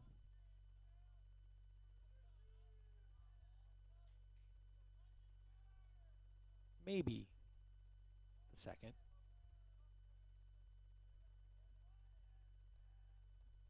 Pacheco waits the pitch. That's fouled off towards the parking lot. That could have windshield on it. Now, Tinsley going to go right after Pacheco here. You got to make him swing the bat. Although he did hit the ball hard his last time up, hit a line drive that kind of sliced right to Jace Gardner, but the ball was hit pretty well. Pacheco, a big kid. Imposing first baseman. 5'10", 219-pound senior. Transfer from University of Antelope Valley. Breaking ball hit in the air, right field. Garcia on his horse. He's going to get there near the line and make the catch. Side is retired in the inning. No runs on a couple of hits. 2 runners were left on. There were no errors in the frame. After 5.5, the Warriors lead this one 4-0 and come to hit in the bottom of the 6th. More Warrior baseball coming your way. Are you ready to get some real work done? Bonander Buick GMC in downtown Turlock is proud to introduce the new 2020 GMC Sierra 2500 heavy-duty pickup. Available in a regular gas engine of the award-winning Duramax diesel, the 2020 Sierra is totally redesigned with a new body style and improved technology, making it the best truck in its class. The new 2500 Sierras also provide more power with over 400 horsepower and up to 910 pound-feet of torque to haul your biggest loads. Come on down and check out these amazing trucks at the Bonander showroom on East Marshall and Center Street in downtown Turlock, or go to BonanderBuickGMC.com to see their full selection. Bonander Buick GMC, servicing all your car, truck, and trailer needs for over 60 years. Bottom of the sixth inning, Warriors still lead 4-0. Congratulations, Eric, as 3 players from each of the 2 Stanislaus State basketball teams named all-conference last night at the conference dinner. For the women, Kiana Davis earned second-team all-conference, I believe, for the second consecutive year, did KD. And honorable mention went to senior A.J. Baylon and senior Brittany Livingston, who played their final games tonight for the Warriors. For the men, Ty Davis earned second-team all-conference, and honorable mention went to Xavier Francois and Vida Fennell. It'll be Elser, Gutierrez, and Victor here in the bottom of the sixth. Maddie Elser 1 for 2, including an RBI single with 2 outs. Fastball misses low. And Andros now up to 96 pitches. 97, excuse me. It ticked up while I looked away. Ball is popped up foul territory, being pushed closer and closer to the dugout, and it'll be on top of the Warrior dugout and out of play. Last weekend against Monterey Bay, Elser had a good series, went 6 for 15, had a double, scored a run, knocked in a run.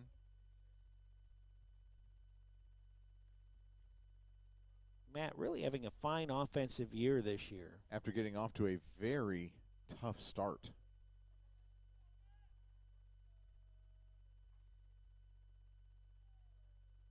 Sees his average climb to 338. That pitch is fouled off for strike 2.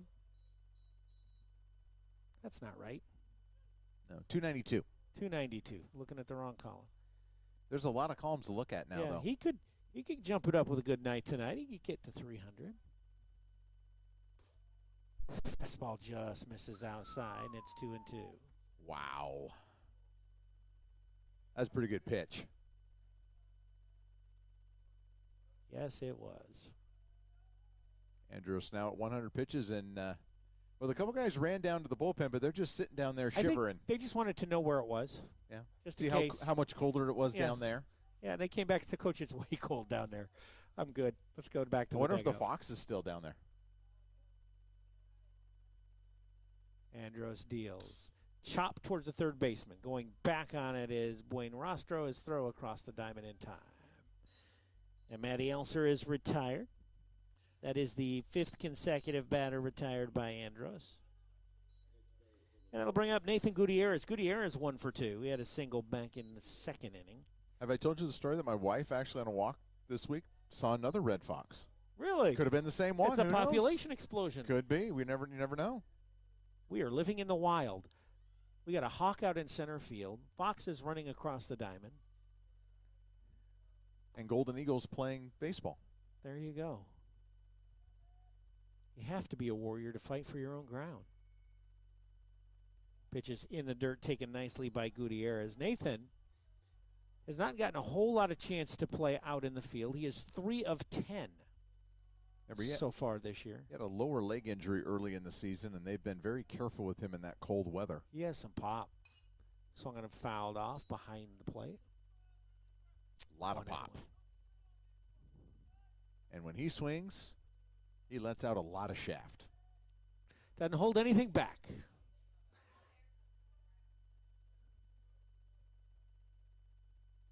Right-hander Andros to the plate. At the knees for a strike. And Andros almost looks like he's got better command now in the last 2 innings than he did in the first 4. Warriors want to make sure that they don't send him out for the 7th, so you need to get some things going here. That one's fouled off barely into the dirt. Gutierrez stays alive. Gutierrez was so far out in front of that and off balance. He swung at it, somehow tipped it, and by the time he finished his swing, he was out of the batter's box. He was so off balance. Andros did a great job pulling the string on that pitch. Curveball in the dirt, 2-2. You know, I think if you can get him up to 115, 120 pitches, they don't think about bringing him back next inning. Oh, no. I'm shocked, that there's nobody warming up right now at 106. Gutierrez fouls that one off over the Warrior dugout. Well, for the 5th consecutive start, he's gotten into the 6th inning. But for the 2nd consecutive start, he's given up 4 runs. 2 of his first 3 starts, Eric, he didn't give up a run. Andros waits and comes to the plate, and the dirt, it's going to go full. It kicked up so much dust that home plate umpire Lee Myers had to wipe himself off. Tomorrow the problem won't be nearly as much dust. 3-2 pitch to Nathan. Called strike 3 on the inside corner. I'm not sure what Gutierrez was looking for. That was right down the middle. I mean, as a left-handed hitter, middle in, thigh high, that's when you drop the bat head on and drive somewhere. But 6th strikeout for Saxon Andrus, and there's 2 away for Grant Victor. Victor's walked and singled. And everybody on the Warrior side of things is hoping this could be the start of something big for Grant. Takes a high fastball. He's been on base both times tonight. Yep. So that is a good sign. That's how it starts. He's got his on-base percentage above 300 now. Grant waits. Takes low, 2-0. Which doesn't sound like much until we tell you that the hit he got the other inning was his 5th of the year. So we're in the He's just getting revved up. This is the 6th weekend, and he's got 5 hits. Victor's got another one. Base hit into left field. Going over to field it is Adkins. Hard turn by Victor, but he's going to stay put. And I'm telling you, Brian. Oh, we said somebody's going to pay because Grant Victor is not going to hit whatever for the year. I believe that's probably his first multi-hit game of the year. Oh, I think that's a safe bet. He's raised his average 42 points tonight. It goes quick when you come in hitting 098. Oh. Attaboy Grant. And nobody's got to feel better than Grant Victor. Just Yep. a relief as he's got a massive lead at first base. Jacob Garcia at the plate. Garcia takes outside. Ball 1. And now they're actually throwing in that bullpen, Brian. It's a left-hander, and we're going to have somebody with better eyes than us. I like LA's uniforms unless I'm trying to read the numbers. That's right. Then they're a little hard to read. 1-0 pitch to the right fielder, swung and fouled at the plate. They're black tops, for those of you just listening on the radio. Black tops with gold letters, but the numbers are gold around black. He was trying to talk to you and tell I'm you sorry. something. Well, you could have listened. I was listening to you. Joey DeSegli, left-handed pitcher, senior, getting loose. D1 bounce back from Cal State Northridge. 1-1 pitch to Garcia's hit in the air right field. Coming in is Northup. He's going to get there and make the catch shallow right field. You put the ball in the air tonight, it goes nowhere. In the inning, no runs on a hit, no errors, and 1 runner left on. We've played 6 full. Stanislaus on top 4-0. We'll be right back.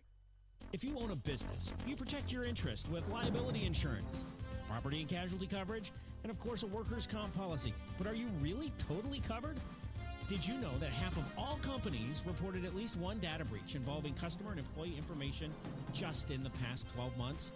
Lori Crivelli of Crivelli Insurance is the leading expert in cyber insurance in the Turlock and Stanislaus area. Call Lori at 209-668-3319 and schedule a free consultation to see how Lori and her staff can help you be prepared for a potential cyber attack at your office. If you're caught with your web firewall down, you'll want Crivelli Insurance on your side. 209-668-3319. Call them today. 6 innings. Warriors 4 runs on 7 hits, no errors. They've been in control. Cal State LA, no runs on 3 hits, 2 errors, as Tinsley has been magnificent here once again. Another quality start for Tinsley. Should he be able to hang on and get out of here with limited damage? He's only thrown 69 pitches through the first 6 innings. And when you look at it and you're budgeting somewhere between 12 and 15 pitches an inning, he is under budget and has been very, very conservative, but he's got 7 strikeouts. Not only has he not thrown a lot of pitches, Eric, he's only had a handful of stress pitches. That was in the last inning with 1st and 3rd and 2 outs.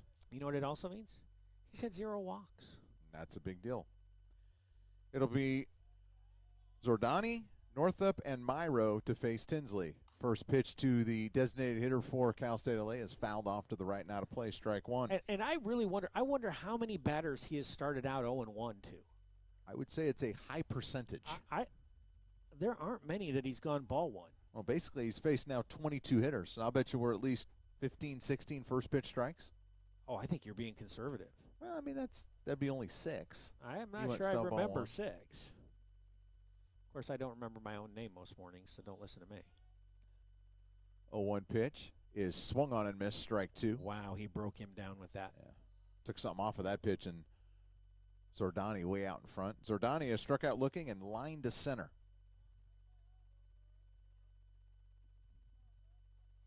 Zordani, not a little guy. He's 6'3", 210 pounds. We said he had 5 home runs last year. The JC level, that fastball misses outside 1-2. That was a waste pitch. Yeah, a little bit too far outside, but it was still a good pitch. It changes the sight line and gives Zordani something different to think about. Bunker swung over a little bit towards right center field, which is a little surprising for a guy with the power of Zordani. Breaking ball misses inside, 2-2.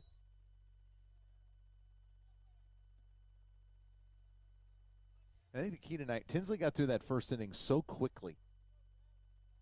Kind of set the tone. Yeah, it just kind of allowed him to settle in very early on. Fastball driven high and deep to left. Going back is Gardner, and he is going to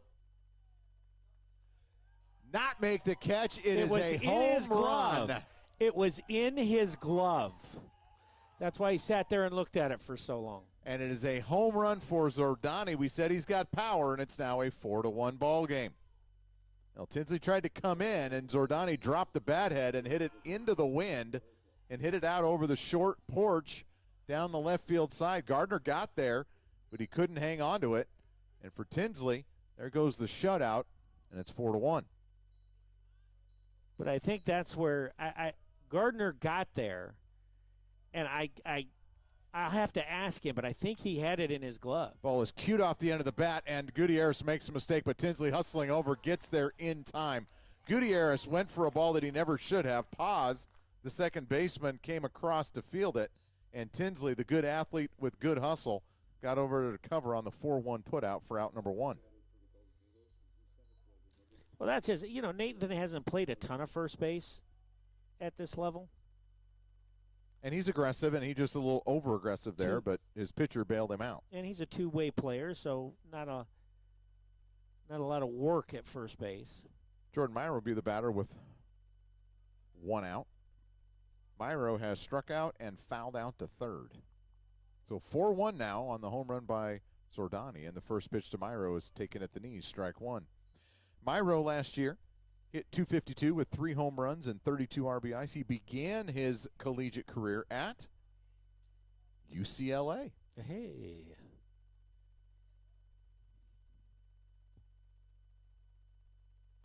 Fastball tails away, and Myro swings through it and doesn't get it, and quickly he is behind in the count 0-2. For Cal State LA, that is just their 5th home run of the year. That is only the 2nd home run allowed by Stanislaus pitching this season. And Tinsley has allowed them both. Fastball fouled off to the right, out of play. Count stays 0-2. Gave up a home run to Omar Sanchez over in East Bay. And the home run here. He supplies the power. And he's in the strike zone. And you square one up. But the key is both home runs he's allowed, solo shots. Solo shots don't hurt you, which is why it was so big he got Pacheco to end the 6th. Fastball on the inside corner, called strike 3. Second time that Myro's gone down on strikes. 8th strikeout for Tinsley. 2 away, and Buenrostro will be the batter. Buenrostro is struck out and flied to left.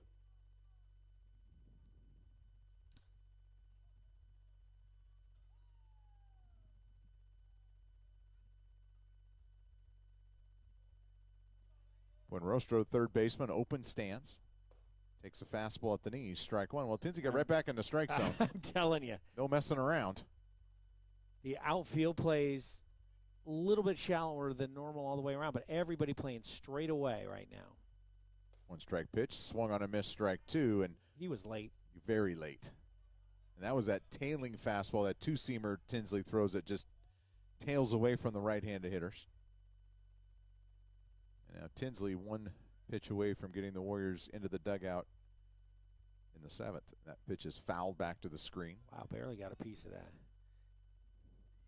It's pitch number 82, so if Tinsley can get through the inning here in the next couple pitches, he'll stay on that about 12-pitch an inning mark, which in a 9-inning game, that puts you at 108. That is not a problem at all, especially this far into the season. Swung on and missed, strike 3, and Tinsley, after the home run by Zordani, gets the Golden Eagles out 1-2-3. But Zordani does hit a home run. It's a run for the Golden Eagles. It is 7th inning stretch time here in Turlock. It's Stanislaus 4, LA 1. This 7th inning stretch brought to you by 10 Pin Fun Center. Let's find out why. The newest and most exciting entertainment center to hit Turlock in like forever. 10 Pin Fun Center. Here's what they got. A game arcade. Public and private bowling lane. 2-story laser tag stadium. Deadwood Social Restaurant and Bar. Party rooms and event packages for The kids. Skybox private room for special events. The beer garden with bocce ball and fire pit. Call to book your next family or corporate event. 209-850-8500. Or visit them on the web at 10pinfun.com. 10 Pin Fun Center, 3700 Countryside Road, Turlock's newest and best entertainment venue. New pitcher on the mound for Cal State LA, Joey DeSegli. DeSegli comes in, and for Joey, this is his 3rd appearance on the season. He has gone and thrown 1 inning in those 2 appearances. He has given up no hits. He hasn't struck anybody. He's given up just 1 walk. He's got no ERA and a whip of 1 in that 1 inning. So Joey DeSegli, he is 5'8", 165-pounder. Bounce back from Cal State Northridge. Let's now sit back and see what Mr. DeSegli has. Again, guy hasn't thrown a lot, Eric, just 1 inning all year long. It was a good inning. And he will face the top of the order. It'll be Bunker, Jones, and Gardner. The first pitch misses high, ball 1. Bunker tonight is 1 for 2. He bounced back to the mound. He's walked and scored an RBI single in the 4th and was thrown out. It goes as a caught stealing, but really he was picked off. Pitch hangs up high, 2-0. And though DeSegli's numbers are fine, when Andros is not on the mound this year for LA, things have not gone well. Fastball at the knees for a strike, 2-1. We did some analysis of LA pitching-wise, and with Andros not on the mound, it has been a major struggle. Pitch misses high, 3-1. And part of the reason is the inability of the other LA pitchers to throw strikes. They have walked 84 batters in 110 innings with Andros not out there. That is not good. And Gardner's going to lash one foul over the head of Coach Leonasio down the left field side. Hopefully everybody's okay. Did it hit somebody? That went shooting into the stands down the left field side. The left field stands here are a lot closer than the right field ones to the playing field. Got to pay attention when you sit down there. Fastball misses high, ball 4, and it'll be a leadoff walk. Second time that Bunker has led off an inning with a walk. Last time he did it, he came around to score. Yeah, it's what you do with leadoff walks. You make teams pay. So Zach Jones will be the batter. Jones is 1 for 3, has a bunt single and scored. He has struck out and popped out. It's the 85th walk now by pitchers not named. That's a lot. Andros. That is a lot. And here's where patience is really going to come into play. We'll close the book on Andros here during this at bat for Zach Jones. First pitch to Jones misses high, ball 1, and really, DeSegli not been very close. Andros, 6 innings, gives up 4 runs, all of them earned. He's 7 hits, struck out 6, walked 3. Solid, if unspectacular start, but he's got himself to where he can only lose. That is bunted foul as Jones was still in the batter's box, and it hits him 1-1. So when you look at it now, Eric, that is the 85th walk. Still. And by pitchers not named Andros, and they have hit 24. So that means they have given up 109 free passes in 110 innings. That is problematic, and that has got to get better tomorrow for LA if they're going to compete with Stanislaus here tomorrow. That pitch hangs up high, 2-1. I remember DeSegli. He pitched against the Warriors here a couple years ago. Right fielder Jacob Northup is playing deep in right field for Zach Jones. Oh. And left fielder Nick Adkins shallow and swung way around in left. Breaking ball misses low, 3-1. If he keeps it outside.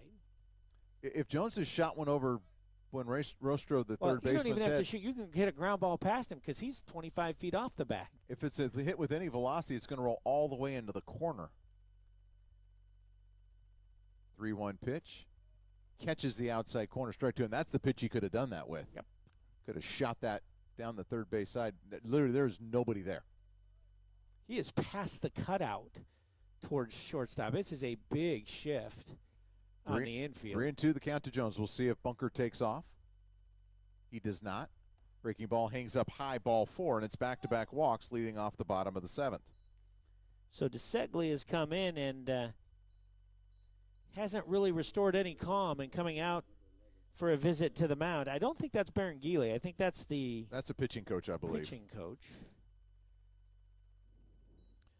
So Gardner will be the batter. Gardner is 0 for 2. He has walked and been picked off. He has struck out swinging, and he has grounded to second. And he's had a home run ball that fell out of his mitt. I know that what he wants to do here is come up with something big. Or he may bunt the runners over into second and third. Which could be considered big. If it's important. You know. It's key. He just needs to execute. That's all he wants to do. Gardner's had such a great year. He's coming in and hitting .371 coming in. And right now, sees his average sit at .359. He's hitting .353 against left-handers. With runners on base, Eric, .417. This is his time. And you know that right now, the message that was delivered to Joey DeSegli was throw strikes. Please. Get in the strike zone. We got some activity down in the LA pen. A right-hander getting loose. As DeSegli has walked the first two hitters he has faced. Big hole on the right side. Pacheco playing in front of the runner, Jones. Miguel Garcia is up and throwing. And there's a fastball, misses high as Gardner squared to bunt and pulled back out of the way. 1-0. Well, so far, DeSegli's thrown 13 pitches. Only 4 of them have been in the strike zone. And of the 9 balls, about 8 of them have not been close.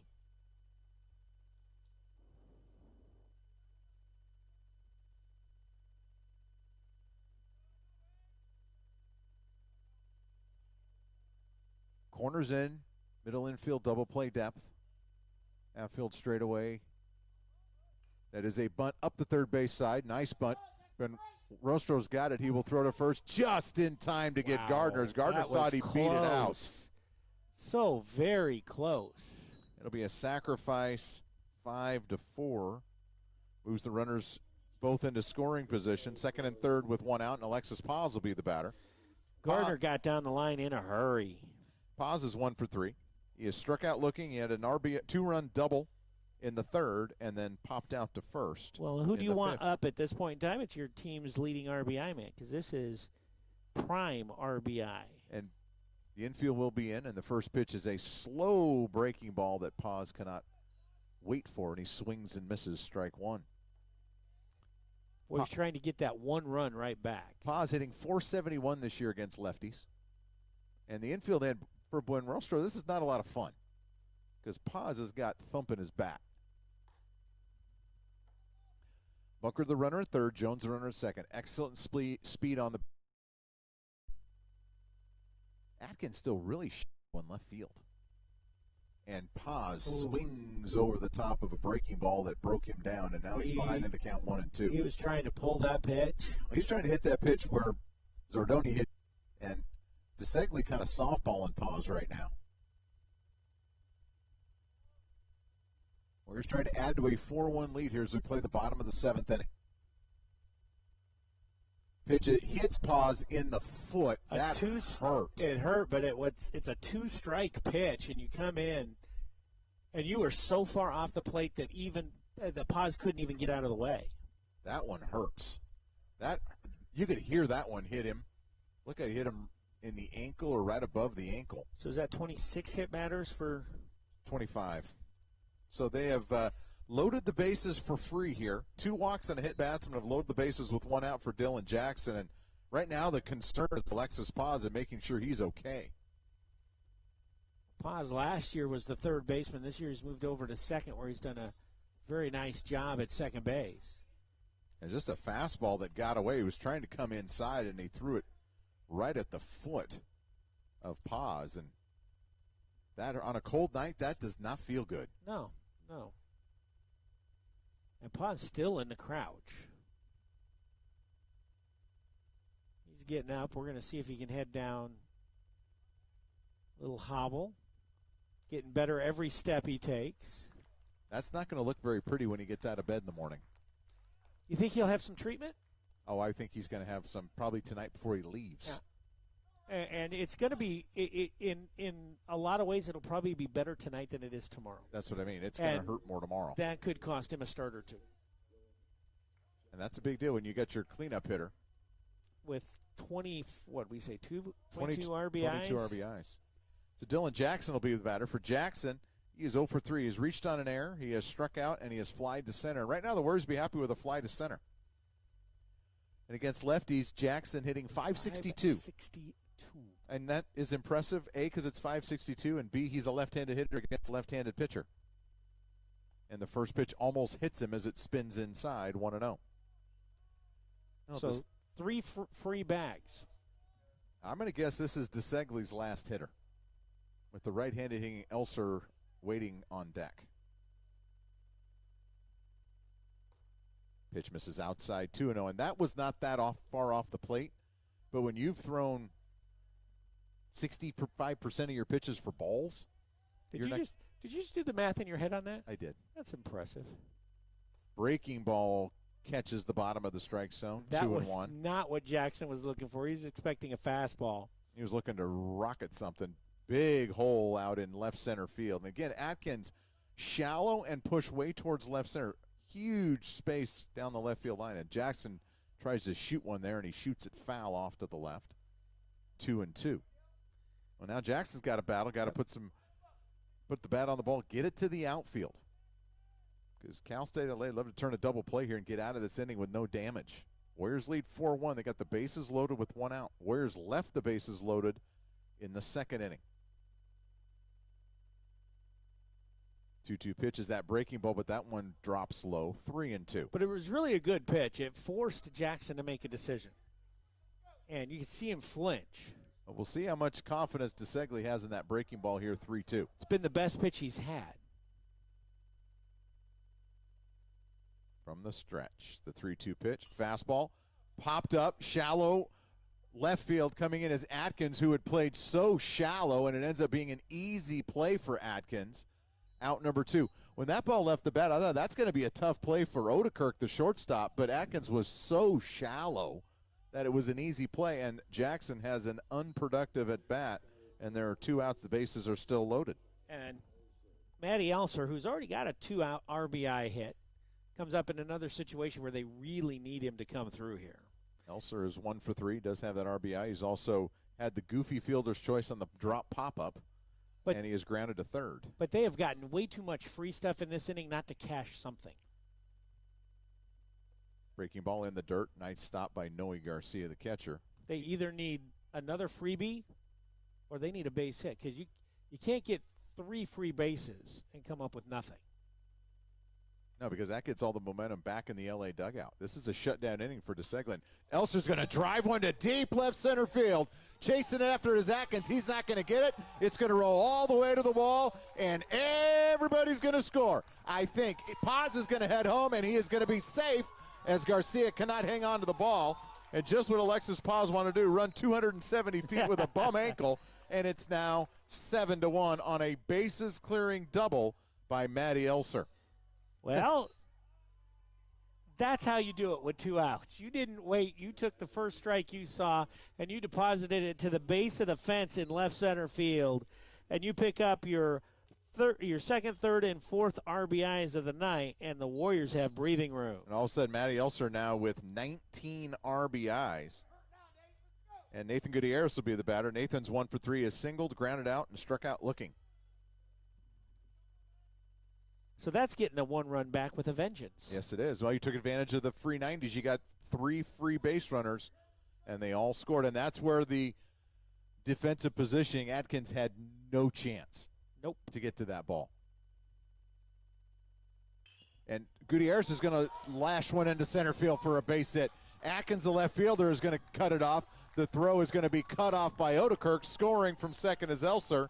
It's now 8-1 on the RBI single by Nathan Gutierrez. Back-to-back clutch RBI hits with 2 outs.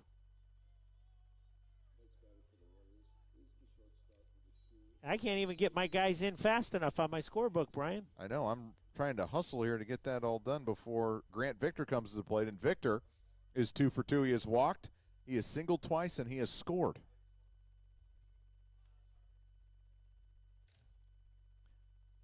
First pitch at the knees for a strike. And now, all of a sudden, Coach Berengeli just going to make DeSegli finish. He's going to wear it.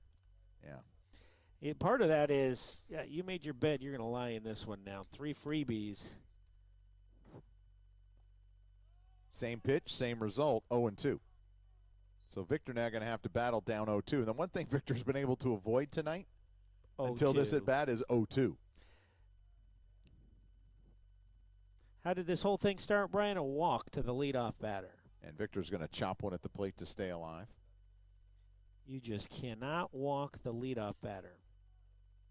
It is a kiss to death that's happened twice today to L.A., and the Warriors have scored 3 runs and 4 runs in those 2 innings.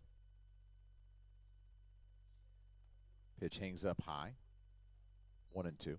This is eerily similar, Eric, to last Friday night against Monterey, where the Warriors kind of had that, got 3 early, picked up a 4th that kind of stayed that way, and the Warriors got a big crooked number at the end of the ball game, and the game was closer than you may have thought it was. Pitches popped up, foul behind home plate, going back to get it as the catcher Garcia. He will make the catch, and the inning is over, but not before Stanislaus puts up 4 runs on 2 hits, no errors, and a runner left on base.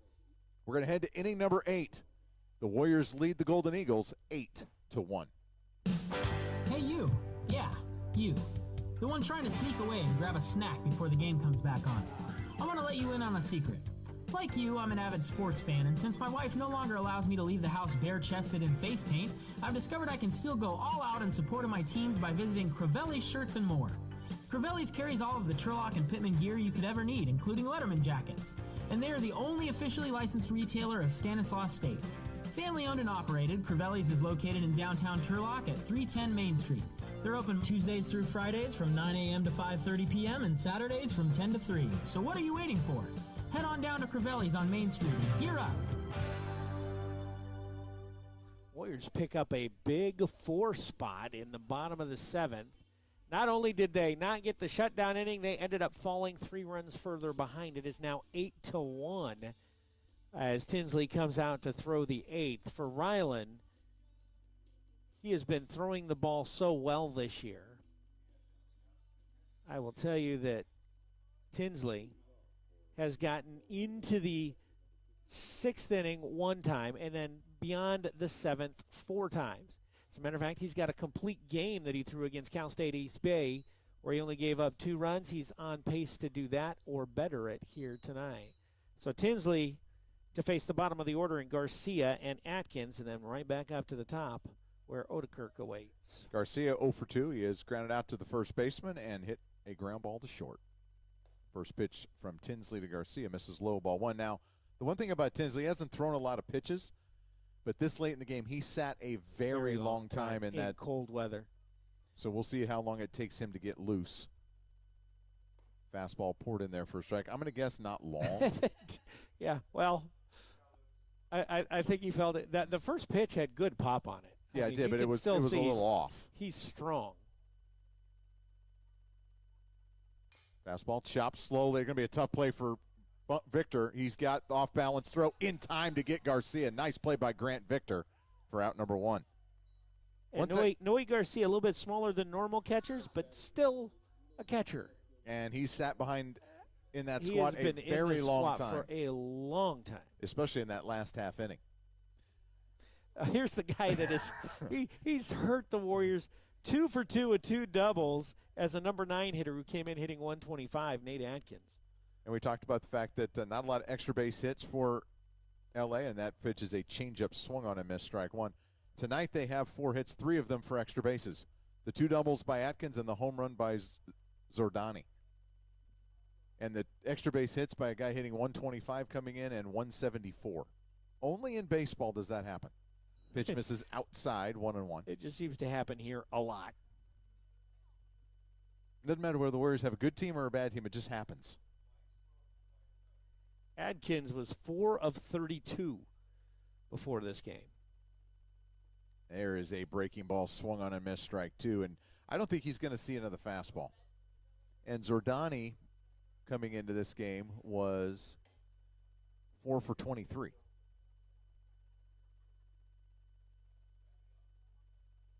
One and two the count. And pitch is driven to left field. Coming in as Gardner. He will slide. He will not get it. It's going to get past him. And Atkins is going to have his 3rd double of the day. Well, he loves hitting it to left field. That was a mistake. That was a 1-2 pitch that got way too much plate up and out over the plate. And give Atkins credit.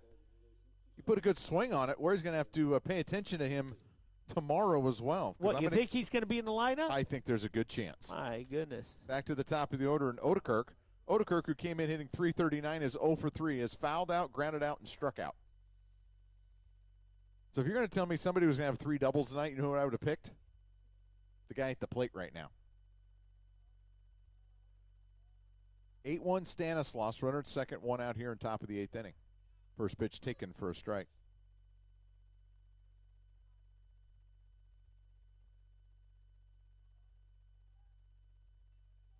Tinsley. Again, the only thing you got to watch now is you don't want the pitch count to get too high. It's still at 91. You're fine. But you don't want this to get to be a long inning. Nope. Fastball swung and a missed, strike two. I think when Tinsley gives up a hit, he gets mad. And Odekirk, unfortunately, has been the guy who's had to suffer. He's bearing the brunt of it. Lewis waiting on deck. That is the 5th hit for L.A. They had 20 extra base hits coming in all season long. They have 4 tonight against arguably one of the 2 or 3 best pitchers in the conference. Pitch is driven to left field. Coming in is Gardner. He will get there. He will make the catch. And Odekirk is 0 for 4. Understand when we say driven anywhere, that tomorrow those balls will travel a lot farther than they are tonight.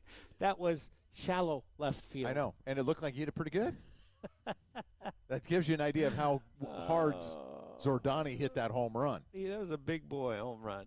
Lewis will be the batter. He is 1 for 3. He has popped out to right. He has struck out, and he has singled to right. Activity in both bullpens now. Is it Tommy Stropke time? Because that's kind of how it works. It's Tinsley to Stropke. Fastball swung on and missed, strike one. Lewis way behind that fastball. And again, he just continues to stay ahead of the batters. When I think the decision time, too, for Coach Leonasio, Tinsley gets out of this inning, you have an 8-1 lead. Do you really need to put him out there for the night? What would be the point? Yeah. Except to save your bullpen for tomorrow. Pitch in the dirt. Nice stop by Elser. Because here's the deal. Last weekend, the bullpen was not very good. They need a bounce-back day. And it was a struggle. You need to protect that pen. The only game they pitched well in was the game that got blown out, where the bullpen went 5 1/3 or 7 2/3, gave up just 2 runs, and they were both unearned. Tinsley, 1-1 the count. Atkins is lead from second. 8-1 Stanislaus. Fastball misses a little inside. 2-1. Miguel Garcia still getting loose down in the L.A. bullpen. I'm going to guess we're going to see him in the bottom of the 8th inning. I think that is. Is that a fair? You're demonstrating your flair for the obvious once again. Hey, we try. We try. 2-1 pitch is slap foul, right side out of play over the L.A. bullpen. The nice thing about Tinsley tonight, too, is when he's needed to throw a strike, he's been able to throw a strike. Mm-hmm. And one of the key is he's scattered 5 hits, gave up the home run, but when you only give up 2 hits in 1 inning, you don't walk anybody, you don't hit anybody, chances are you're not going to give up a lot of runs. Runner goes, pitch is called, strike 3 at the knees, and that is strikeout number 10 for Ryland Tinsley. Elser came out from behind the plate like he knew something we didn't, because the third strike was late. For the Golden Eagles here in the 8th, no runs, a hit, no errors, a runner left on base. Right head to the bottom of inning number 8. It's been all Warriors. They lead 8-1. Disasters and accidents happen. Are you covered? Nathan DeBlevich of Farmers Insurance Group is proud to provide home, life, and auto insurance for individuals and businesses looking for peace of mind.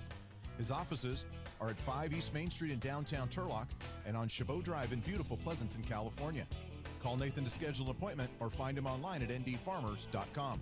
You can reach him in Turlock at 209-485-9006 or in the East Bay at 925-200-8574. Remember, for your peace of mind, call Nathan DeBlevich of Farmers Insurance Group. We are farmers. Bum, ba-dum, bum, bum, bum. New pitcher taking to the mound for the Cal State LA Golden Eagles. It's Miguel Garcia. He's making his 5th appearance. He's gone 6 1/3 innings. He's given up 8 runs. All 8 of them were earned. He's issued 11 hits. He struck out 3, walked 5. He has hit 2, had a couple of wild pitches. He's given up a couple of home runs.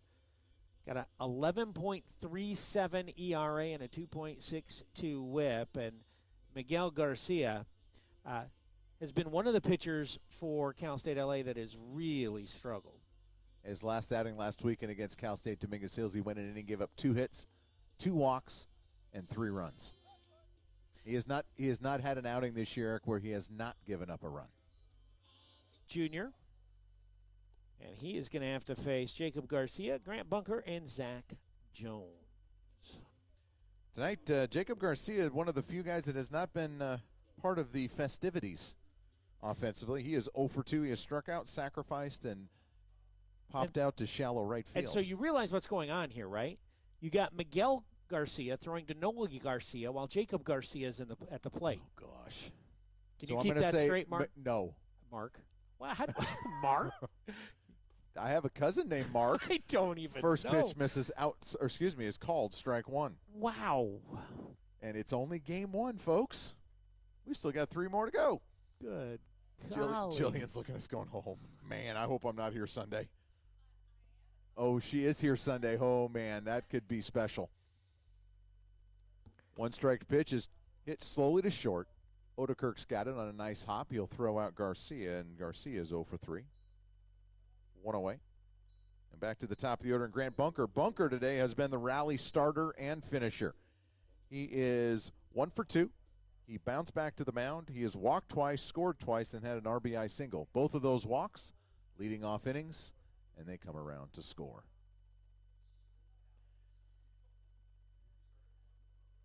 First pitch to Bunker is fouled back to the screen. So let's Strike close 1. the book on Joy DeSegle. He goes an inning. He gives up 4 runs, all earned on 2 hits. Doesn't strike out anybody. He walks 2 and hits 1. And DeSegle will have an ERA now, an ERA of 18. That's not a good ERA. To go from 0 to 18, that's a bad look. That's a very bad look. When you're looking at your stats. Pitch misses high to Bunker, 1-1. Fastball fouled back over the Golden Valley Health Center broadcast booth. And Garcia out in front 1-2. Well, the one thing Garcia's done, he's come in and thrown strikes, which, if you're Coach Barangeli, it's just you're praying for. Mm-hmm. You know, today another 5 walks given up and a hit batsman given up by L.A. pitching. You cannot survive in this conference doing that. Almost hate to see it in an 8-1 game. Fastball misses outside. Right? 2-2. Throw strikes when it's a close game, guys. Save them. And that's going to be the key tomorrow. Can Boyce and he get in the strike zone? They both have good stuff, but they got to be able to throw strikes consistently.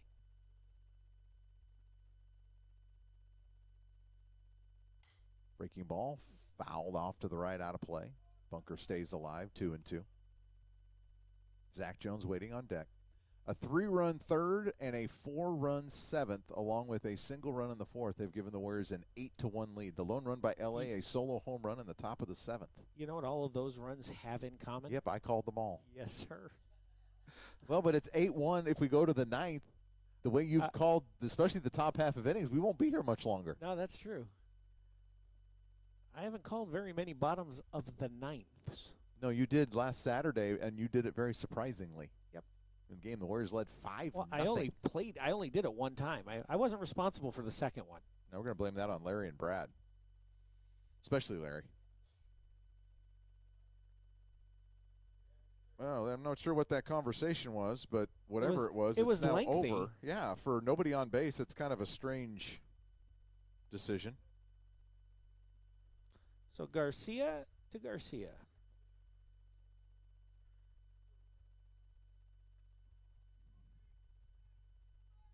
Bunker waits. Huge gap in right center field if he wants to go there. Pitch is popped up, middle of the infield. Odekirk, the shortstop, now it's Lewis, and they almost collide, and Lewis makes the catch for out number 2. There was a bunch of people who kind of congregated in the same space at the same time. Even when Rostro, the third baseman, got over there fairly close. Yep. 2 outs, and Zach Jones will be the batter. Jones is 1 for 3, has struck out, had a bunt single and scored. Flight out to shallow left field, and then he walked and scored in the 7th. It's been the 6, 7, and 8 hitters tonight, Brian, for the Warriors. All 3 of those guys have 2 hits apiece. First pitch hangs up high, ball 1. When you look at where the offense has come from. But the offense has started, or the rallies have started at the top of the order. Yep. Bunker and Jones on base 4 times between them. 5 times between them. Pitch misses inside. 2-0. And they've scored 4 of the 8 runs. Yep.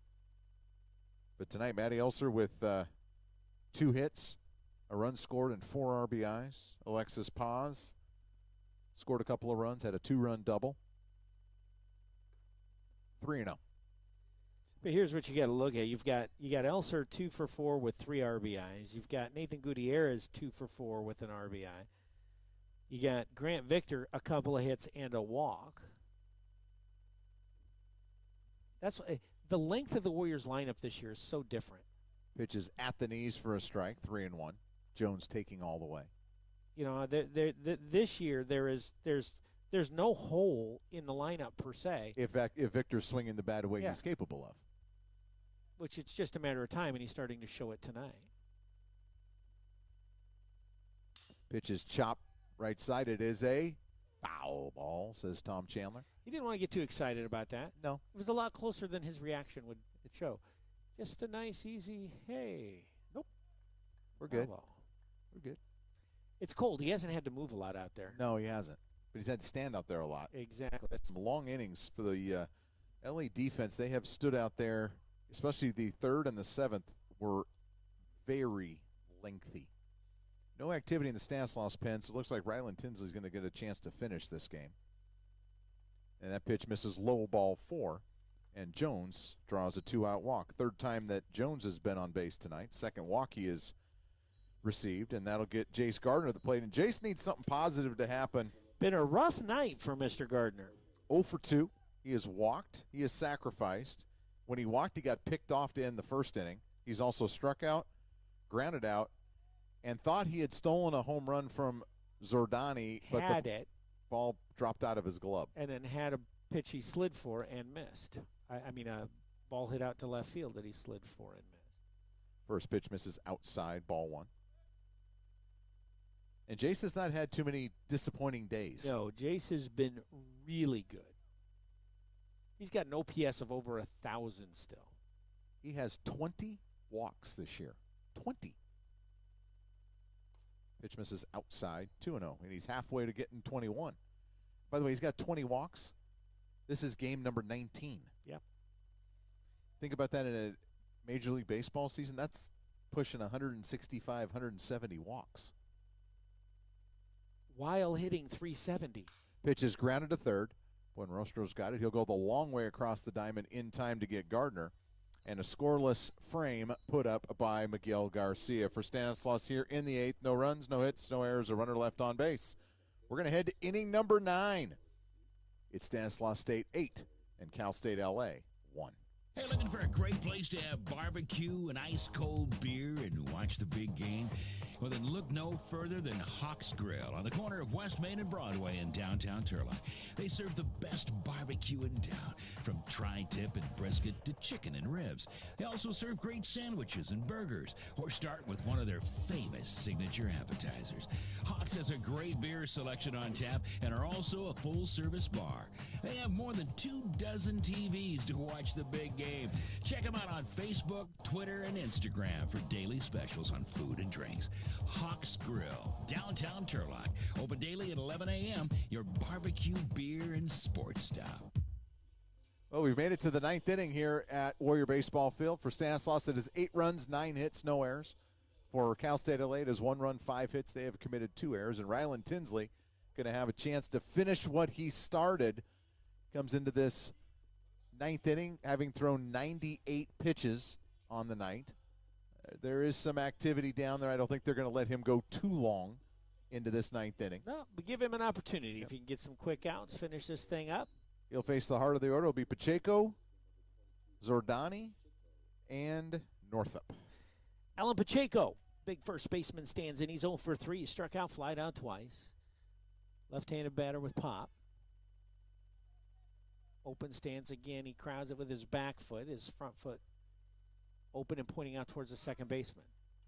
Left-handed batter takes ball 1 as that one hits off the heel of Elser's glove and rolls away.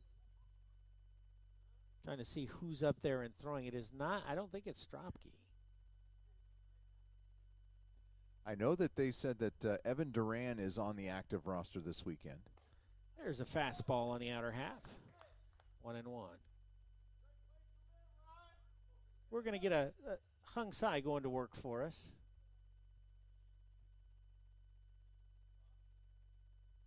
Oh, it is Stropke. He's just getting loose overhand.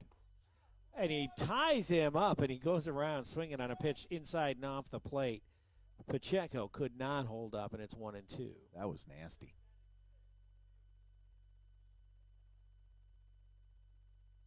Tinsley tonight, 10 strikeouts, no walks.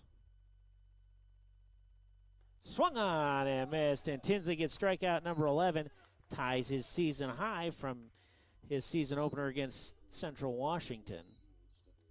Of course, he did that in 6 innings. He's got 11 here through 8 1/3. And now this one might be a little personal for Tinsley. Zordani stands in. Zordani's left the yard once on Tinsley, the only blemish on the scoreboard in terms of runs. Zordani big. We talked about that. Strong, and he takes a fastball inside corner. Zordani leans out over the plate, too. You know, and after he struck out looking in the secondary, he had a hard line drive that was right at Grant Bunker. And then, of course, he hit the high home run. Holds up, does not go after the pitch on the outside. Stay with us after the ballgame. We'll have the Pizza Factory postgame show. We'll have a player interview. Eric will give you a recap of the scoring and more goodies here from Warrior Baseball Field. Off-speed pitch drops underneath the zone, and it's 2-1. Ryland, once again, though, really has been in control the entire way. Got good run support. Swung on and missed. Strike 2. Actually, it was foul tipped into Elser's glove. Tinsley now with a 39-7 strikeout to walk ratio. That is better than 5-1. Deep breath by Tinsley, the 2-2 pitch. Swung on and missed. He now has a new season high in strikeouts. Told you you'd take that one a little personally. And I guess, you know, he comes out in the 9th inning.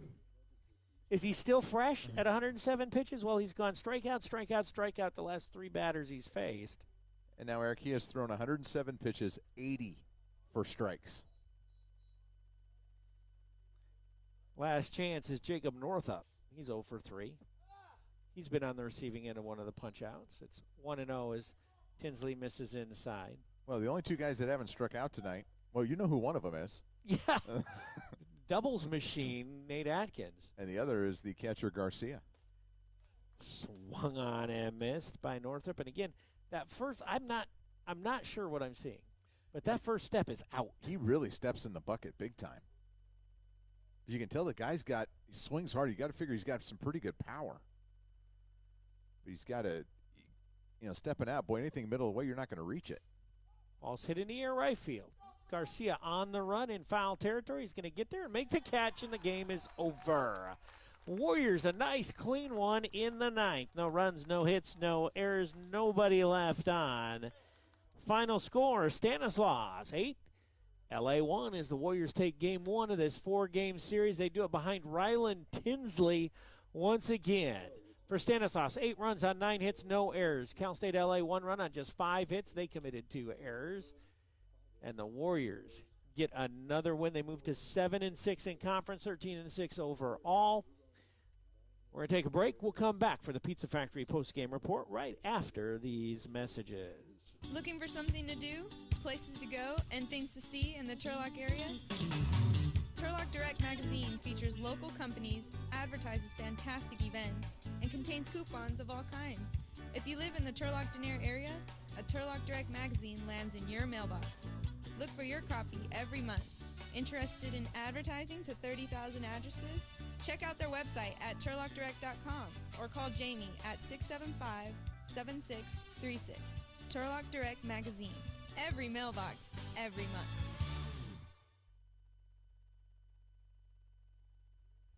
Ulrich Real Estate has been serving the Turlock community for nearly a decade, and they specialize in residential, commercial, and ag real estate and are one of the top producing agents in the valley. Working in a broker-direct relationship means lower commissions and the opportunity to buy or sell your property quickly and at a good price. Troy is a lifelong Turlock resident and can be reached at 678-5325. That's 678-5325. Or online at ulrichrealestate.com. Ulrich Real Estate, providing expert real estate brokerage services in a simplified, down-to-earth way.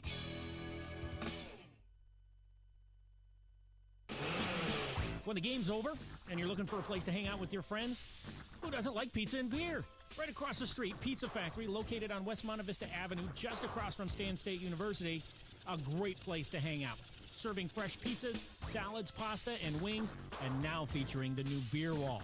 The beer wall, where they're serving domestic, classic, and specialty microbrews. They have daily specials, multiple big screen TVs, video games for the kids, and a party room for large groups. They've got it all. Call in your order at 634-5000 or find coupons and order online at pizzafactory.com. Pizza Factory in Turlock. We toss them. They're awesome. Welcome back to the Golden Valley's Health Center broadcast booth, where tonight Stanislaus State takes an 8-1 win in the first game of the series over Cal State LA. Welcome to the Pizza Factory post-game show. Pizza Factory, delivered fresh daily. Let's start out with a scoring recap here in the post-game show. And it started for the Warriors in the bottom of the third inning. A leadoff walk to Grant Bunker. An infield base hit by Zach Jones put runners on first and second with nobody out. With one out, up comes Alexis Paz.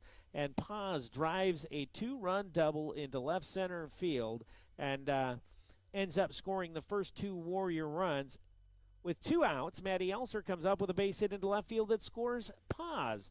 And so the Warriors take a 3-0 lead. In the fourth, they add a solo run when Grant Victor opens up with a base hit, goes to second on the error on the left fielder. Then a sacrifice by Jacob Garcia moved him to third base, and while he was standing over at third base, Grant Bunker lines a base hit into right field, driving in his 15th run, and the Warriors were on top 4-0. In the top of the seventh, though, LA showed life. The leadoff batter, Jeff Zordani, took the second pitch he saw and deposited it out in left field. Jace Gardner just out of his reach. As a matter of fact, we think he had it in his glove, and it fell out as he reached over the fence. It was a solo shot by Zordani. At the time, it was their first run. Little did we know that it would probably be their last run. Actually, that's not true. The way Ryland Tinsley was dealing, we thought that very well could be the last run that was picked up by Cal State LA. For the Warriors, with a 4-1 lead and needing to create some separation, they came up in the 7th inning. Grant Bunker leads off with a walk. Zach Jones follows with a walk, and after Jace Gardner moves him over with a sacrifice, Alexis Paz is plunked, and he goes down to first base. And he was hit in the foot-ankle area. We'll have to see how he's doing for tomorrow. He was certainly hobbled at the time. Then with 2 outs and the bases loaded, Matty Elser comes up, and he drives a 3-run double into left field. That scored Grant Bunker, Zach Jones, and Alexis Paz all the way from third base. And the Warriors had taken a 7-1 lead and blown the game wide open. Nathan Gutierrez was the next batter, and Gutierrez promptly put a single into left field and drove in Matty Elser from second base. And the Warriors had their last run and all they would need tonight in an 8-1 victory. It was all Stanislaus, and there was hitting once again up and down the lineup. But we now have our player of the game with us. And Brian, it's time to talk to one very tired, I'm sure, Matty Elser. And Matty Elser, congratulations, the Recovery Lab player of the game. Congratulations. Thank you, thank you. Yeah, you must have had a pretty good night when the guy that was on the mound struck out 12, gave up 1 run, and you're the player of the game. Yeah, absolutely. I mean, I give it to Tinsley. He goes out there, he works hard, he digs deep every single pitch, and he just gives us the best opportunity on the field to get W's and win the game. So, Matt, you've been at first base majority of the year. You go behind the plate because Bolton's got that little thumb issue. Talk to us a little bit about what you saw tonight from Ryland compared to what you saw maybe at first base early this year and from catching him last year. I mean, it's a big it's a little different from last year. He comes in, he's definitely matured a lot. His attention out on the field is just it's way different. It's like he knows that he's a dog on the field, and that's how he pitches. So it's cool to see him from last year going from I'm gonna go in there and just try to throw as many strikes as I can from this year, knowing that he can dominate other teams. And, as he's having fun with the game, too. He's in the dugout smiling. He's cheering everybody on when they're getting hits. And well, you guys are getting a lot of hits when he pitches. Absolutely. You guys are scoring a lot of runs. So why don't you put your hands up to the camera and show the little prettiness you got on your fingers there. So for those people listening, got a little polish on those fingers. Talk to us a little bit about why you do that, especially on a night game. Little polish. I mean, it is a night game, so it's kind of hard to see the signs a little bit. And I kind of want to spice it up. Have instead of a little paint on the fingers, I kind of want to paint my nails a little bit, make it a little fun for the guys, especially when Ryland's on the mound. He's laughing a little bit, but so I just want to give everybody the big, the prettiness. All right, the prettiness. Yeah, there you go. So you've done a lot of first base. Yeah. Talk to us a little bit the difference between, because we were joking and partly serious. You're a little more spry by the end of the series, chasing after foul balls down the first base line, having played first base most of the series rather than having caught most of the series. Do you sense a little more strength in Game 4, maybe able to take that to the plate because you're not having to be behind the plate so much? I mean, absolutely. I mean, like, as everybody knows, catching, you have to go up and down, up and down. Kind of wears on the knees a little bit, but at first base, it's kind of like you're free. You could walk around, you can get a little juice flowing. I mean, at the end of the game, it's easier for me to run down the line a little quicker, even though I'm not the fastest guy. But oh no, we're not telling you. We don't have catcher speed anymore. Now you got first baseman speed. I got first base speed. Now let's talk about your offense. Okay, you had twice tonight. You came up with 2 outs. Once was an add-on RBI hit, and then the big 3-run double to clear the bases and pretty much put the game out of reach after you guys had loaded the bases for free, and you had not taken advantage of this. Talk us through both of those at-bats, one against Andros and one against DeSegli. I mean, coming from last year, knowing that guys want to pound me down in the zone, and I would chase balls in the dirt, I try to seize pitches up now. That's been my primary approach at the plate now, and I know that my hands are quick enough to react to fastballs. So it's not that I sit on off-speed pitches. I'm able to react more. And in those 2 at-bats I had throughout the game, I'm just thinking up. Just look for a pitch up and see something to drive. And I think on the second hit, the double with DeSegli, you were looking for something early in the count because he had just gotten pause on the pop out. Yeah. And do you put more pressure on yourself in that situation? Jackson had popped out. You put a little more pressure on yourself to just, I got to get something done. You just relax and know, hey, you know what? He may relax a little bit here. You might make a mistake. I'm going to jump on an early pitch in the count. No, I mean, I don't really have I kind of just breathe up there. I mean, every at-bat's a different at-bat. Breathing's good. Yeah, absolutely. That's important. Every at-bat's a different at-bat, and I just go out there and I just try to do what's good for that situation. I don't think about the last at-bat. I mean, I was early on a pitch and I ground balled or hit a little blooper to third, but next at bat I hit a double. So everything's different for me. But yeah. Well, Matty, congratulations. Thank you. Love to see you swinging the bat well. Great job behind the plate tonight. Get some rest. Probably going to have to put the tools of ignorance on again tomorrow. Yes, so sir. thanks, Matty Elser, our Recovery Lab player of the game. Thank you. We're going to take a short break. We'll be back to wrap up the Pizza Factory postgame report right after this.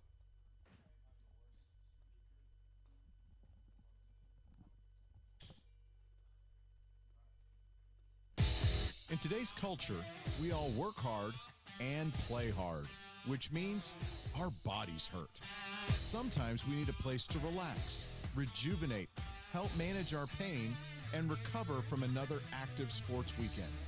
The Recovery Lab in Turlock is just the place. Featuring ice baths, the Normatec leg system, Mark Pro Pulsation, and the new cryotherapy chamber, the Recovery Lab has everything you need to get your body back to its peak performance. The lab is located at 330 Crane Avenue in Turlock and is open Sunday through Friday. For more information or to schedule a one-on-one consultation, call 209-250-2555 or check them out on Facebook and Instagram at KW Recovery Lab. The Recovery Lab in Turlock, helping you recover as hard as you train. Welcome back to the Pizza Factory postgame show. Warriors 8-1 winners tonight. And let's talk a little superlatives real quick. Brian, you saw our player of the game, Matty Elser, has to come off and become a catcher again after playing first base most of the year. Calls a brilliant game, handles Tinsley just right. So Tinsley pitches well, and I think Elser has a part in that. Two-out RBI hits. Great job by Matty Elser tonight, our Recovery Lab player of the game. Let's talk about our drive of the game, sponsored by Bonander GMC. I think it's going to be Matty Elser's 2-out, bases-clearing double that put this game on ice and gave the Warriors a 7-0 lead. How about the web gem of the game? This one's going to be a little bit tougher, Brian. You're going to have to think deep. I've got one. I'm going to go with, it was a play, and I got to figure out when it happened. It was an easy play to remember. It was after the home run by Zordani. The next hitter up, Northup, hit one off the end of the bat. Nathan Gutierrez went too far off the bag, but Rylan Tinsley hustled over to first base to cover the bag. Alexis Poss made a nice play to get to that ball and throw out Northup, because if you don't make that play, more momentum goes into that dugout. It was at that point, it was still just a 4-1 ball game. And then this one, it's a foregone conclusion every Friday night. The delivery of the game, delivered by Turlock Direct Magazine. Oh, you mean it wasn't another hitter? No, it was the guy that a left-handed starting pitcher, my favorites. A complete game 5-hitter, no walks, 12 strikeouts, and he was absolutely dominant. And really, the only guys that hurt him tonight were the guys that came into the game hitting under 200.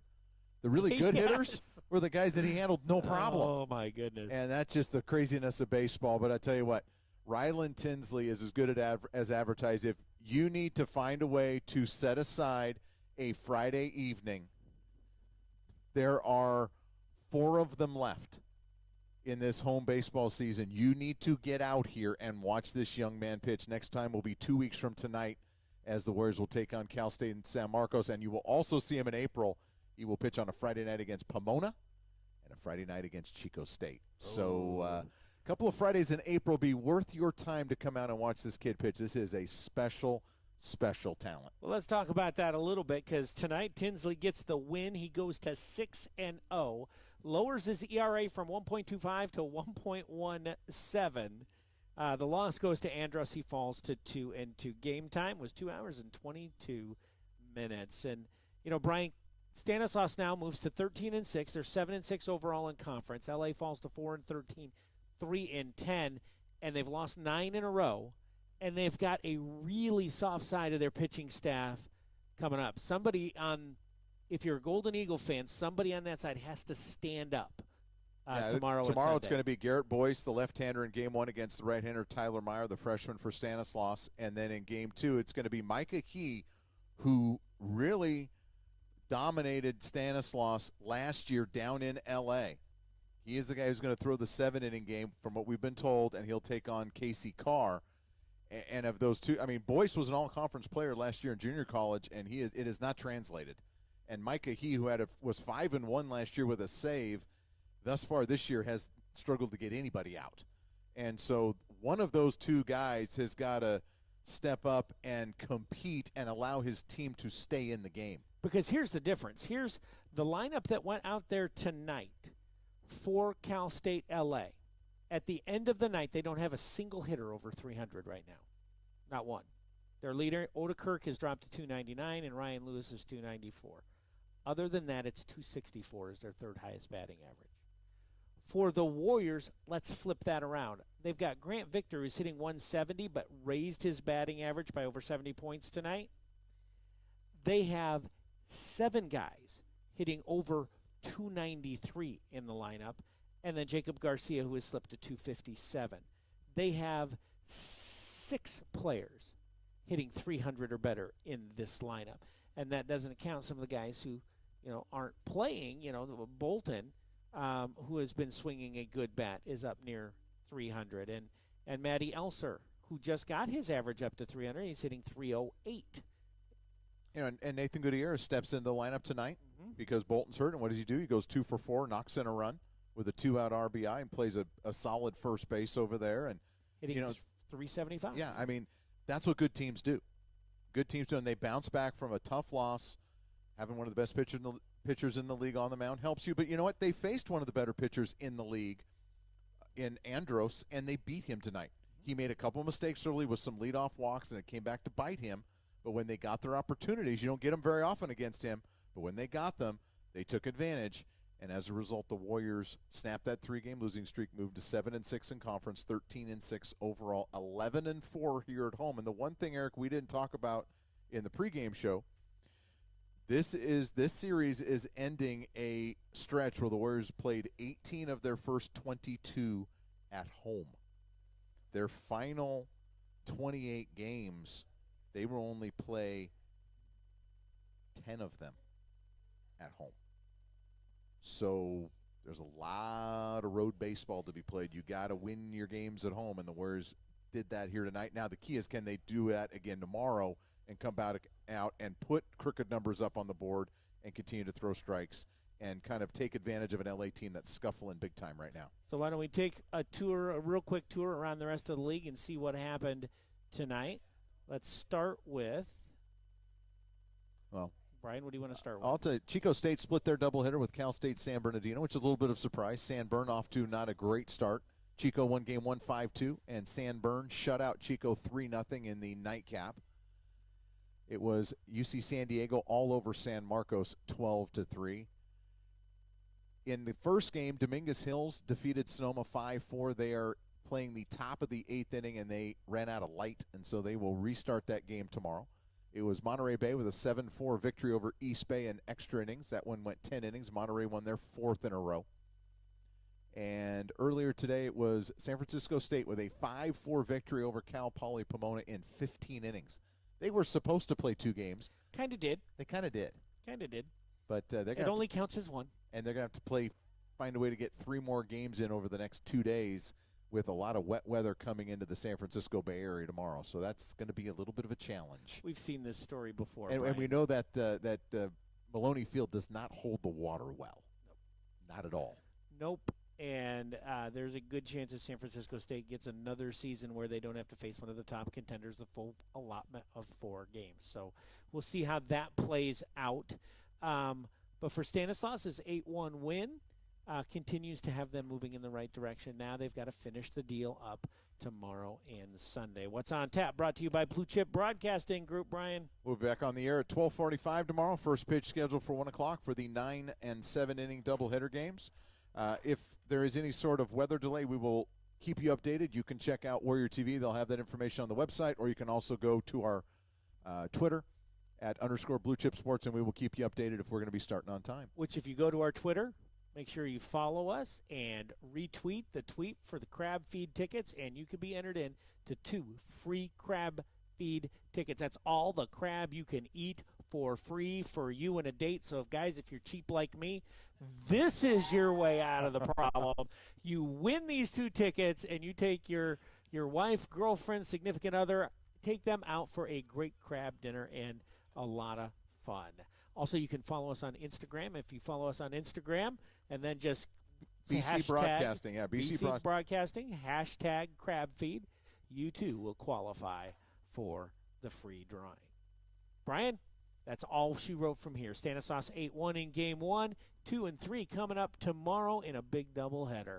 For our station engineer, Spencer Boyd, my partner, Brian Nelson, my name's Eric Davis, saying thank you for listening. Appreciate you, love you. We will catch you tomorrow. Good night and God bless. Stanislaus State Baseball is on the...